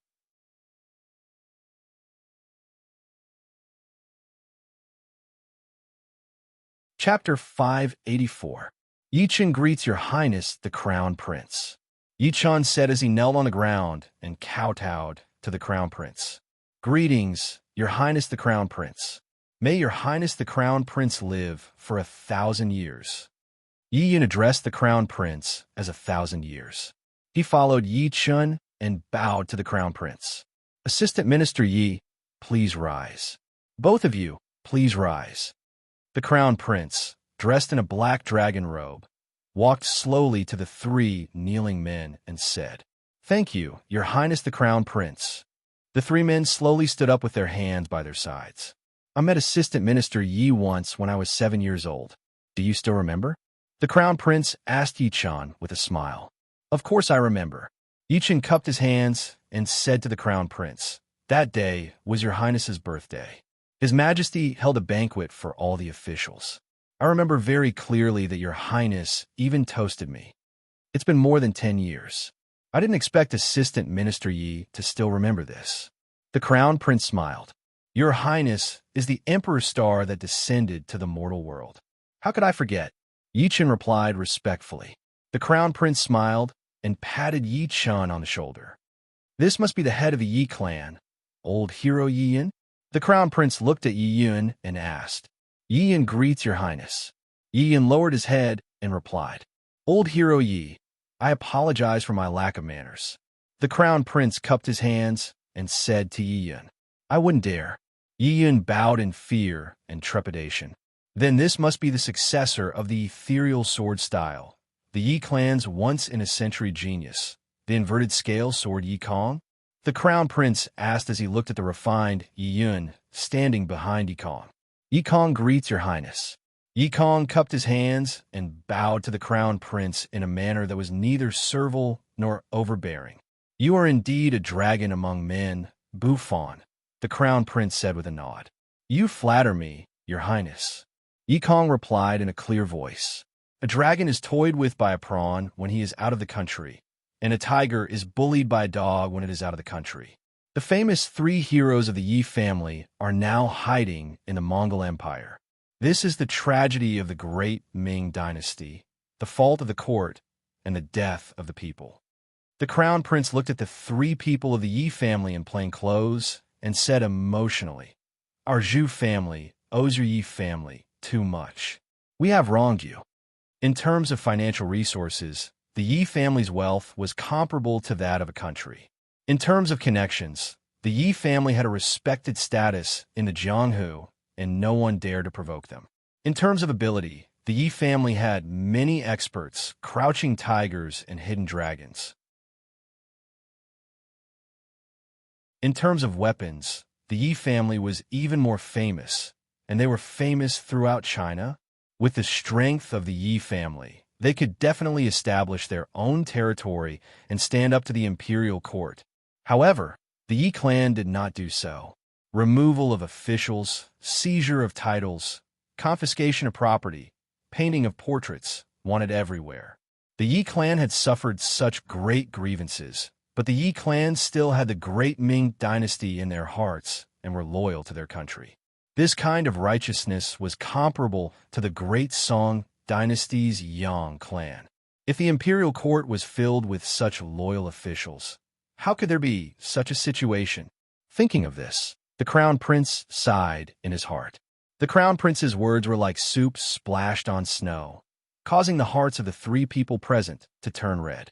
They had waited for these words for too long. Your Highness, the wind outside is cold. Come in and warm up. Yi Chun, whose eyes were red, used the sleeve of his Mongolian robe to wipe his eyes. As he spoke to the Crown Prince, he opened the curtain of the tent and invited the Crown Prince into the tent. Okay. The Crown Prince laughed heartily and walked into the tent. The 3 people followed him into the tent, and the old eunuch entered last. Oh, what a fragrant roasted lamb. Looks like I came at the right time. The Crown Prince rubbed his hands against the fire as he smiled and sat down beside it. This lamb will take a while. Your Highness, don't be anxious. Drink a cup of milk tea first to warm up. As Yi Chen spoke, he took out a large iron kettle and poured a large bowl of steaming milk tea. He handed it to the Crown Prince with both hands. It smells so good. The Crown Prince took the large bowl and smelled it under his nose. I don't know if your Highness is used to it. Yi Chen smiled. Let me try it, the Crown Prince said and took a few sips. Delicious, delicious. The Crown Prince laughed. Eunuch, you also have a bowl. Yi Chen poured another bowl and handed it to the old eunuch. This old eunuch was not ordinary, so Yi Chen did not dare to neglect him. This old servant is not thirsty. Thank you, Assistant Minister Yi. The old eunuch, who was standing behind the Crown Prince, waved his hand and smiled. Don't just stand there. Sit down. The Crown Prince said to the 3 people while drinking milk tea. Thank you, Your Highness, for granting us a seat. The 3 people said in unison and respectfully sat across from the Crown Prince. I came here in the middle of the night to ask you to return to the great Ming dynasty and help me. The Crown Prince looked at the 3 people and said, Return to the great Ming dynasty? Yi Chen asked the crown prince. That's right. The crown prince put down the milk tea in his hand and said, You have seen the current situation. Zhou Dao is relentlessly pursuing and attacking, and the four countries have turned the show into reality. A war is imminent. Right now, Imperial Father's health is not good, and he needs to recuperate. Thus, I'm in charge of all the affairs in the court. I am still young and have no experience in war. Once the war starts, I won't be able to deal with it calmly. Your Highness is too modest. Yi Chen cupped his hands and said to the crown prince, Your Highness is wise and wise. Who doesn't know that? With your Highness's ability, why can't you lead an army to war and command a battle? No. The crown prince waved his hand and said, Leading an army to war is an important matter for a monarch. If there is a slight mistake, tens of thousands of soldiers will die on the battlefield. The common people will also be plunged into misery and suffering. I can't joke about the lives of the soldiers and the common people. Yi Chen slowly nodded after hearing this. The crown prince was concerned about the common people and the life and death of the soldiers. In the future, he would definitely be a wise monarch. Your Highness has a lot of talented people in your hands. There are countless capable people. What can we, as martial artists, do to help your Highness? Yi Yan asked the crown prince. I want to ask the Yi family to help me fight against Matsumoto Takayoshi's ninja army. The crown prince went straight to the point. Ninja army? Yi Yan frowned. That's right. The crown prince looked around at the three people and said, I think you know better than me how strong Matsumoto Takayoshi's ninja army is. Right now, this army is attacking the four countries. Sooner or later, it will turn around and attack the Great Ming. As the saying goes, take precautions. We must make plans early to prevent the Great Ming soldiers from dying in vain in the future. But your Highness, although the Yi family has many experts, there are less than 100 people who can fight against those ninjas. Moreover, in the recent few battles, we have already lost more than a dozen experts. Yi Yun frowned and said to the crown prince, As far as I know, the ninja army has nearly 10,000 people. There's a great disparity in the number of people on both sides. Using a few dozen experts to fight against nearly 10,000 experts is tantamount to suicide. The Yi family did have many experts, but it depended on who they were compared to. The ninjas under Matsumoto Takayoshi were specially trained to kill people. They were completely different from the experts of the Great Ming who pursued their own cultivation. Among the experts of the Yi family, there were less than 100 people, including the three of them, who could fight against the ninjas. In addition to the losses from the recent battles and the three people who betrayed the Yi family and were high-ranking Tibetan officials, there were less than a dozen people who could kill the ninjas. Old hero, don't worry. That's not what I meant. The crown prince smiled as he rubbed his hands to warm them. I have other intentions. The crown prince looked at Yi Chun as he spoke. Your Highness means? Yi Yan asked doubtfully. Bronze men. The crown prince spat out two words with a smile. Bronze men. When the three of them heard these two words, their expressions instantly changed. Yi Yun's eyes widened. Yi Kong looked shocked, and Yi Chen's pupils constricted. He finally understood why the crown prince was looking at him. The Bronze Man Atlas was one of the most powerful secret mechanisms in the Crouching Dragon manual passed down by his Yi family bloodline. Moreover, this atlas was listed as a supreme secret together with the Yi family's secret weaponsmithing manual, the Weaponsmithing Manual. Other than the person in charge of Yi Chen's branch and the previous heads of the Yi family, no one knew the secret of the Bronze Man Atlas's creation. Now, the Crown Prince was personally asking for this Bronze Man Atlas. Your Highness wants our Yi family's Bronze Man Atlas? Yi Yan asked the Crown Prince with a frown. It's not that I want it, but I want you to work day and night after returning to the Great Ming Dynasty to build a Bronze Man army for the Imperial Court specifically to deal with Matsumoto Takayoshi's ninja troops. The Crown Prince said solemnly to the three of them, As for the Bronze Man Atlas, that's your Yi family secret. I definitely won't covet it. Bronze Man Army. When Yi Chun and Yi Kong heard these 4 words, they were shocked. They did not expect the crown prince to use this method to deal with Matsumoto Takayoshi's ninja troops. Yi Yun's expression was solemn and unperturbed. This was not the first time he had heard of the Bronze Man army. Back when he was in Tibet talking to Yilan, who had betrayed the Yi family, Yilan also wanted to obtain this Bronze Man atlas and build an unparalleled Bronze Man army. Of course, if you don't agree, I'll think of another way. Everyone, there's no need to force yourself. When the crown prince saw the expressions of the 3 of them, he said, "To be honest, I already have a way to deal with the ninjas. It's just that I thought of your Yi family's bronze men to be absolutely safe. I can agree to your highness's request, but I have 3 requests." Ian pondered for a moment before speaking. "What request? Feel free to speak." When the crown prince heard that Yi Yun had agreed to this request, his eyes immediately lit up as he asked. Yi Chun and Yi Kong were also shocked as they looked at Yi Yun at the same time. Firstly, the bronze men can only be used to fight against Matsumoto Takayoshi's ninja troops. They cannot be used to fight against ordinary troops. If that's the case, it will harm the heavens, and the Yi family will not be able to bear this sin. Yi Yun said, "Old hero, don't worry. I can absolutely guarantee this," the crown prince said to Yi Yun. Secondly, the bronze men will be controlled by the Yi family. After they're used up, they will all be handed over to the Yi family to be smelted and destroyed. Not a single component can be left behind. Yi Yun continued. "Yes," the crown prince replied. "After the bronze men are used up, they will all be handed over to the Yi family to be destroyed. Not a single one can be left behind." Thirdly, the structure of the bronze men is extremely complicated. There are many types of materials needed. If you want to create a bronze man army, the imperial court must send someone to prepare the necessary materials and be available at any time. Yi Yun said as he looked at the crown prince. "No problem," the crown prince replied. "I'll allocate 3,000 craftsmen to the Yi family to help. Then, I'll send someone to prepare the materials. Everything needed will be satisfied. How many bronze men does your highness need?" Yi Yun asked the crown prince. In Old Hero's opinion, how many bronze men do you need to fight against Matsumoto Takayoshi's nearly 10,000 ninjas? The crown prince asked Yi Yun. Matsumoto Takayoshi's ninja troops have been surrounded and annihilated by nearly 1,000 experts from the 4 countries. There are only 9,000 left, Yi Yun said calmly.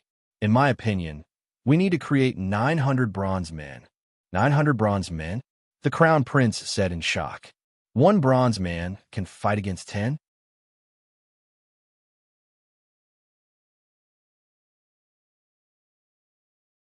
Chapter 585. On the coast of the East China Sea. Night. In the cabin, Matsumoto Takayoshi held a candle in his hand and stood in front of the huge map hanging on the wall with a smile on his face. He kept nodding as he looked at it. He had just received the news that the troops of the 4 countries on the border had been defeated by the ninja army led by Zhou Dao and were utterly defeated. According to his deduction, the next situation was that the troops of the 4 countries would unite and counterattack with all their strength. At that time, as long as he ordered Zhou Dao to avoid the battle, the fortress would be opened and the troops of the 4 countries would attack the great Ming dynasty like tigers coming down from the mountains. Thinking that the great Ming dynasty was about to be divided into pieces by the 4 countries, a vengeful smile appeared on his face. Knock, knock, knock. Just as Matsumoto Takayoshi was looking at the border roads on the map, there was a rhythmic knocking sound outside the cabin door. "Mr. Matsumoto, someone from the palace is here. There is something important to report to Mr. Matsumoto." The ninja guarding the door outside the cabin whispered. "Someone from the palace?" Matsumoto Takayoshi turned his head with a puzzled expression. He didn't order the people in the great Ming dynasty's palace to come and see him. Why did they suddenly come here? Something happened. Something must have happened. Matsumoto Takayoshi suddenly had an ominous premonition. "Let him in," Matsumoto Takayoshi said. He turned around and put the candle in his hand on the wooden table, then sat down on the futon. Voila! The cabin door opened, and a beautiful and dignified woman who looked like a palace maid, quickly walked in from outside the cabin door. Matsumoto Takeyoshi saw this person and immediately frowned. This subordinate greets Lord. The woman knelt on one knee and lowered her head to greet Matsumoto Takeyoshi. Akiko. When Matsumoto Takeyoshi saw the woman's appearance, he was shocked. Lord, do you still remember Akiko? The woman raised her head and looked at Matsumoto Takeyoshi. Is it really you? Matsumoto Takeyoshi hurriedly stood up from the futon and walked over to the woman. He helped her up and asked, "Why are you here?" This woman was none other than one of Matsumoto Takeyoshi's personal maids, Akiko. She was one of Matsumoto Takeyoshi's most trusted people. Back then, Matsumoto Takeyoshi had sent him away with the excuse that he had accidentally broken the coral tree. However, on the surface, it seemed that she would never be used again. In fact, her identity was cleared, and she was secretly sent to the Great Ming Imperial Palace as a palace maid. She was responsible for all the people placed in the Great Ming Imperial Palace. He had been gone for more than 10 years. Matsumoto Takeyoshi never thought that the person who came would be her. Lord, something has happened. Akiko, who was dressed as a palace maid, stood up and said to Matsumoto Takeyoshi, "All the spies that Lord placed in the Great Ming Imperial Palace have been found out by the Crown Prince. When I saw that I was exposed, I escaped from the palace in the middle of the night." What? They were all found out? Matsumoto Takeyoshi was shocked when he heard this. This Crown Prince was indeed a ruthless character. He had actually found out all the spies that he had painstakingly placed in the Great Ming Imperial Palace and uprooted them in such a short time. Other than you, where are the others? Matsumoto Takeyoshi asked anxiously. Dead, they're all dead. A trace of sadness flashed through Akiko's eyes. Palace maids, concubines, eunuchs, generals, a total of 83 experts have all committed suicide by taking poison. If it wasn't for the fact that I wanted to inform Lord of this news as soon as possible, Akiko would have. Matsumoto Takeyoshi's face turned pale. He clenched his fists so tightly that they made cracking sounds. Lord, Akiko still has something important to report. Akiko, whose eyes were red, wiped her tears and said to Matsumoto Takeyoshi, "What is it?" Matsumoto Takeyoshi asked with a frown. The old emperor has already announced a general amnesty and handed over all the power of the Great Ming Empire to the Crown Prince. Akiko said to Matsumoto Takeyoshi. After Matsumoto Takeyoshi heard this, his heart suddenly sank. It was said that this Crown Prince came from the Emperor's star in the sky. He was extremely intelligent and loved the people as if they were his children. Now that the Great Ming Empire's emperor had handed over all the power of the Great Ming Empire to him, he was like a fierce tiger returning to the mountain or a trapped dragon returning to the sea. Also, does Lord know who leaked our secret to the Crown Prince? Akiko gritted her teeth and asked Matsumoto Takeyoshi. Who? Matsumoto Takeyoshi narrowed his eyes and asked. The Maoshan sect leader, Lu Yuanshan. Akiko said word by word. Lu Yuanshan? Matsumoto Takeyoshi was puzzled after hearing this. It's him?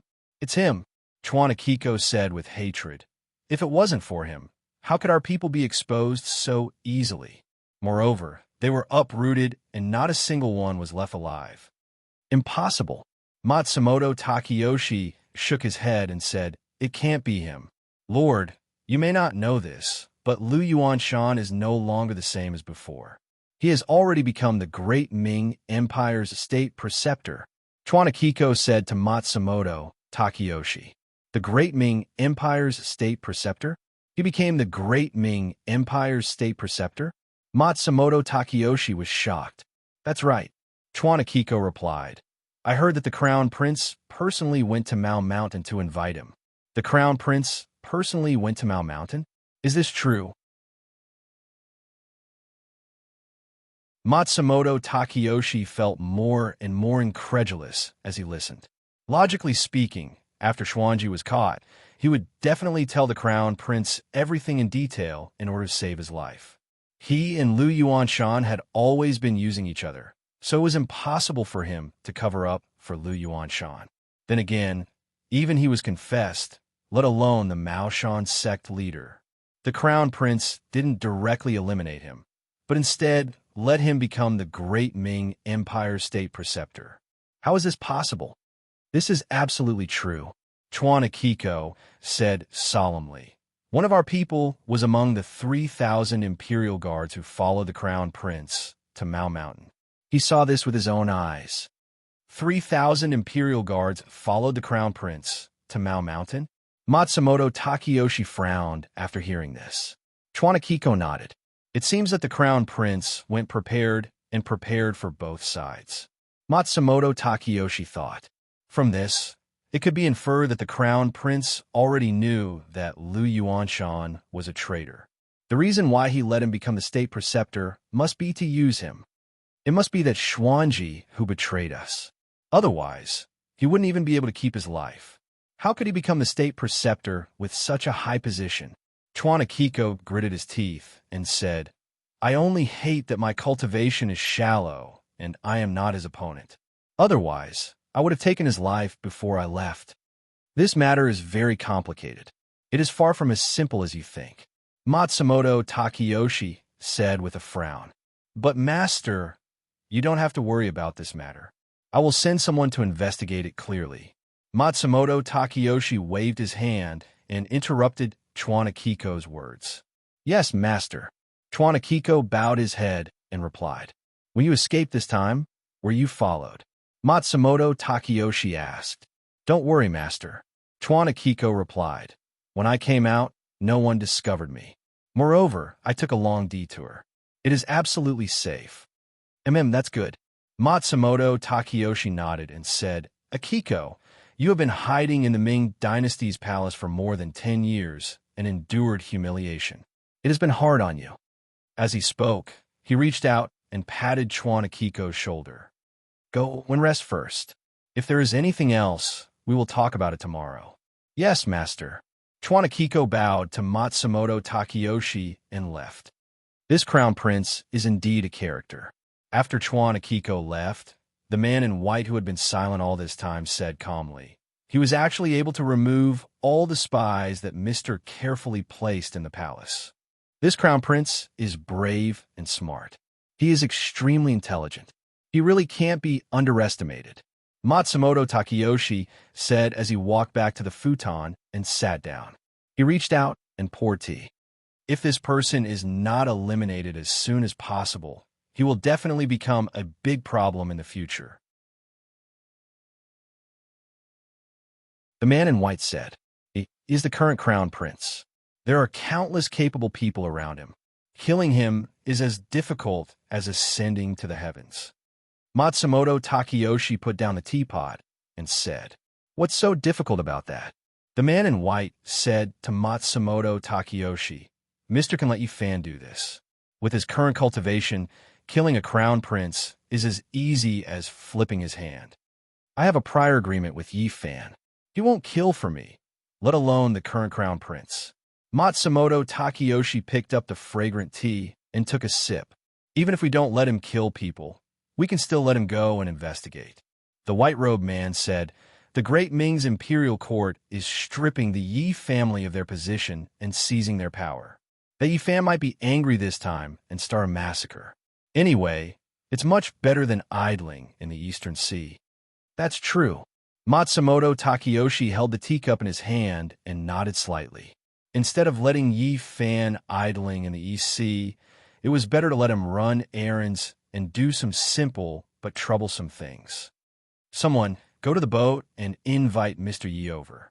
Tell him that there is something important to discuss with him, Matsumoto Takeyoshi said. Yes. The ninja guarding the door outside the cabin responded. Inside the sleeping cabin, Yifan held a brush in his hand and dipped it in thick ink. He wrote and drew on a scroll that was spread out on the wooden table. He had already obtained the patterns of the 3 divine cauldrons. In order to make it easier for him to comprehend them, he drew all the patterns and characters in his mind onto the scroll. Swish, swish, swish. The sound of movement technique breaking through the air came from outside the cabin. Yi Fan continued to draw the patterns on the cauldrons without any reaction. He already knew who it was. It was none other than Ishii. Ever since he separated from Akatsuki, his 3 meals had returned to normal. Ishii was in charge of delivering food. "Mr. Yi, Mr. Matsumoto invites you over. He says that he has something important to discuss with you." Ishii's voice came from outside the cabin. "Got it. I'll be right there," Yi Fan said as he put down the brush in his hand, picked up the scroll, and gently blew dry the ink. "Yes, Mr. Yi," Ishii said as he turned around and used his movement technique to rush back to the warship to report on his mission. "Let's go, Xiao Zhao. Let's go take a look." Yi Fan rolled up the scroll and put it into his sleeve. He picked up Baihu and stood up. With a wave of his sleeve, he instantly disappeared. "He's here," the white-robed man standing behind Matsumoto Takeyoshi said calmly in the cabin. Swish! Just as the white-robed man finished speaking, a green light instantly appeared in front of Matsumoto Takeyoshi out of thin air. Amidst the brilliance, the silver-haired, black-robed Yi Fan slowly walked out with a smile on his face. "May I know why Mr. Matsumoto has summoned me here so late at night?" Yi Fan said as he sat on the futon opposite Matsumoto Takeyoshi with a smile. The moment he sat down, Yi Fan raised his eyebrows and glanced at the white-robed man. His eyes were deep and empty. The white-robed man's eyes were slightly lowered as he remained motionless.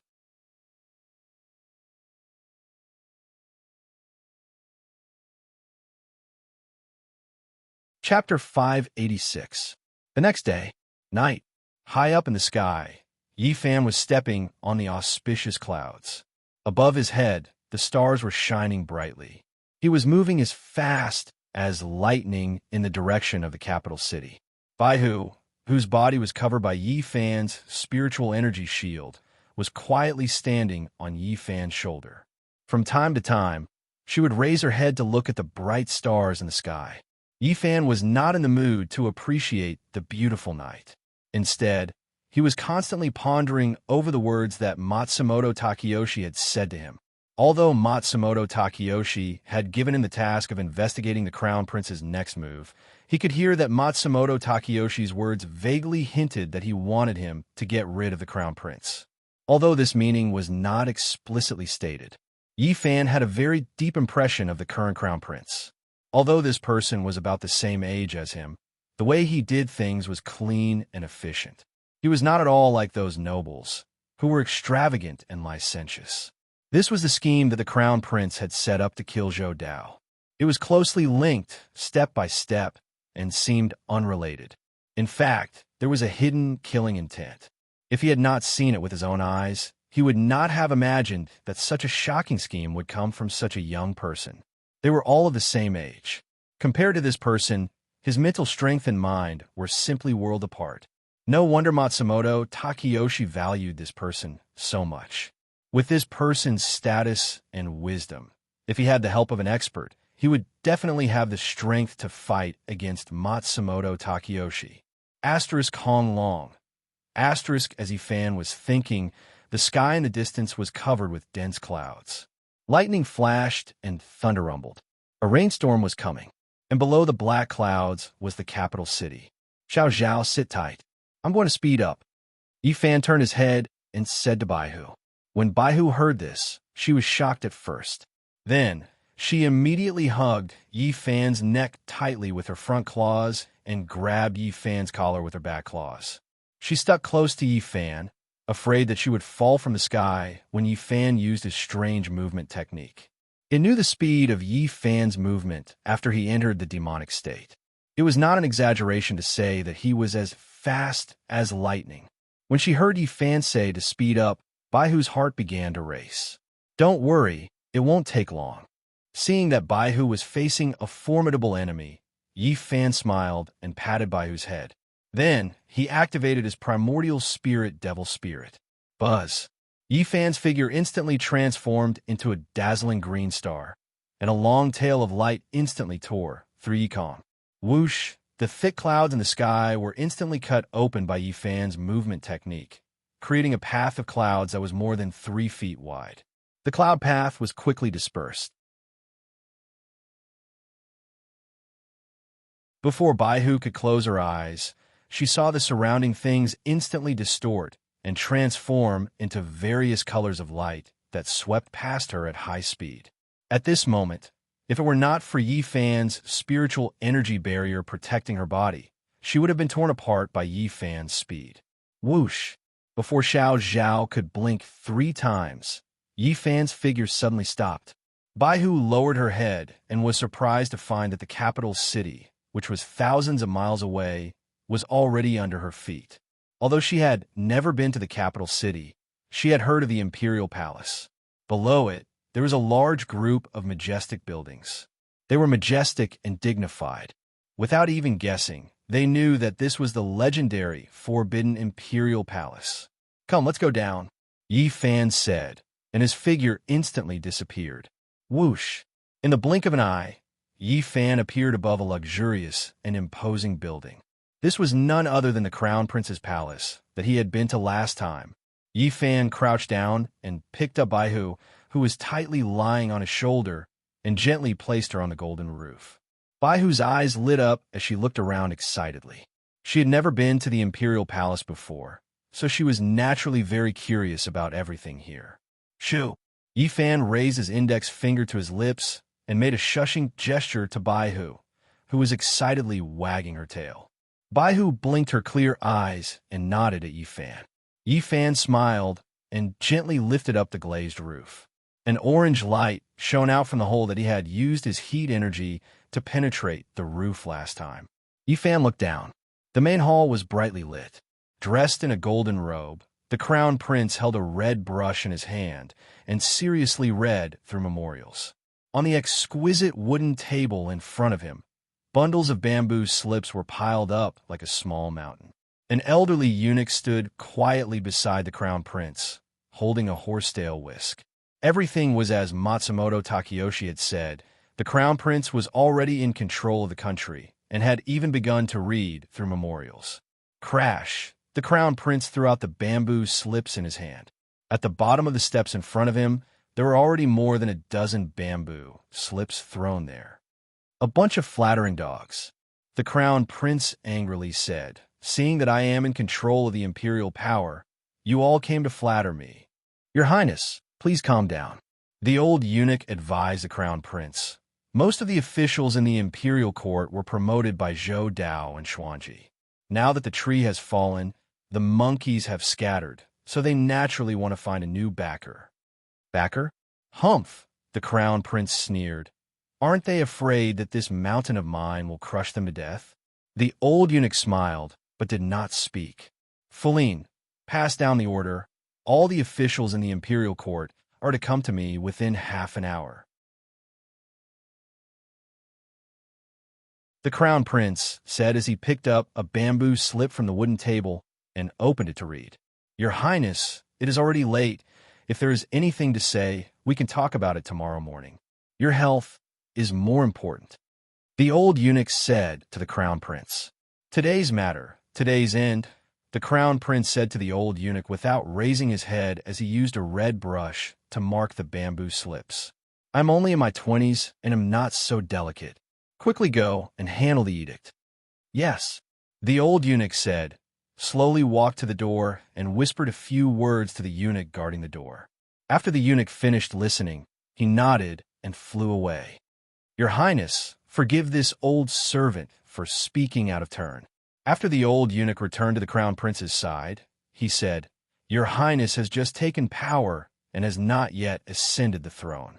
Summoning all the officials in the imperial court in the middle of the night will not benefit your Highness in the future when you inherit the throne." "I understand your meaning." The crown prince raised his head to glance at the old eunuch, then continued to read the memorials. "But now the country is in great trouble, and the people are about to suffer. I can no longer care so much. If I do not remove these black sheep from the imperial court, the Ming dynasty will sooner or later be destroyed by their hands. But your Highness, have you ever thought about how many people will be left in the imperial court after we get rid of all these flatterers and corrupt people? I fear that there will not even be 7 or 8 left. the old eunuch said with a grave expression. In this way, there will be a large number of empty officials, and the imperial court will be paralyzed. The old eunuch had already guessed what the crown prince wanted to do. This crown prince was too focused on governing and did not want to waste a moment. But the corruption and muddle-headedness of the imperial court officials could not be resolved in a day or two. It was impossible for the crown prince to change this situation in a short period of time. Fu Lin, you are wrong. After the crown prince heard the old eunuch's words, he gently put down the brush, raised the fragrant tea to his mouth, and took a sip. The imperial court being paralyzed is not scary. What is scary is that it is rotten to the bone and they do not know it. The Ming dynasty is like a sick tiger. It only has a set of claws and teeth, but it does not have the power to shake the mountains and forests. If we do not use strong medicine, it will not just be a problem of paralysis, but the destruction of the country and the destruction of the family. You're tuning in to the Warrior Lore YouTube channel. Don't forget to subscribe and join us on this journey to catch the most captivating stories.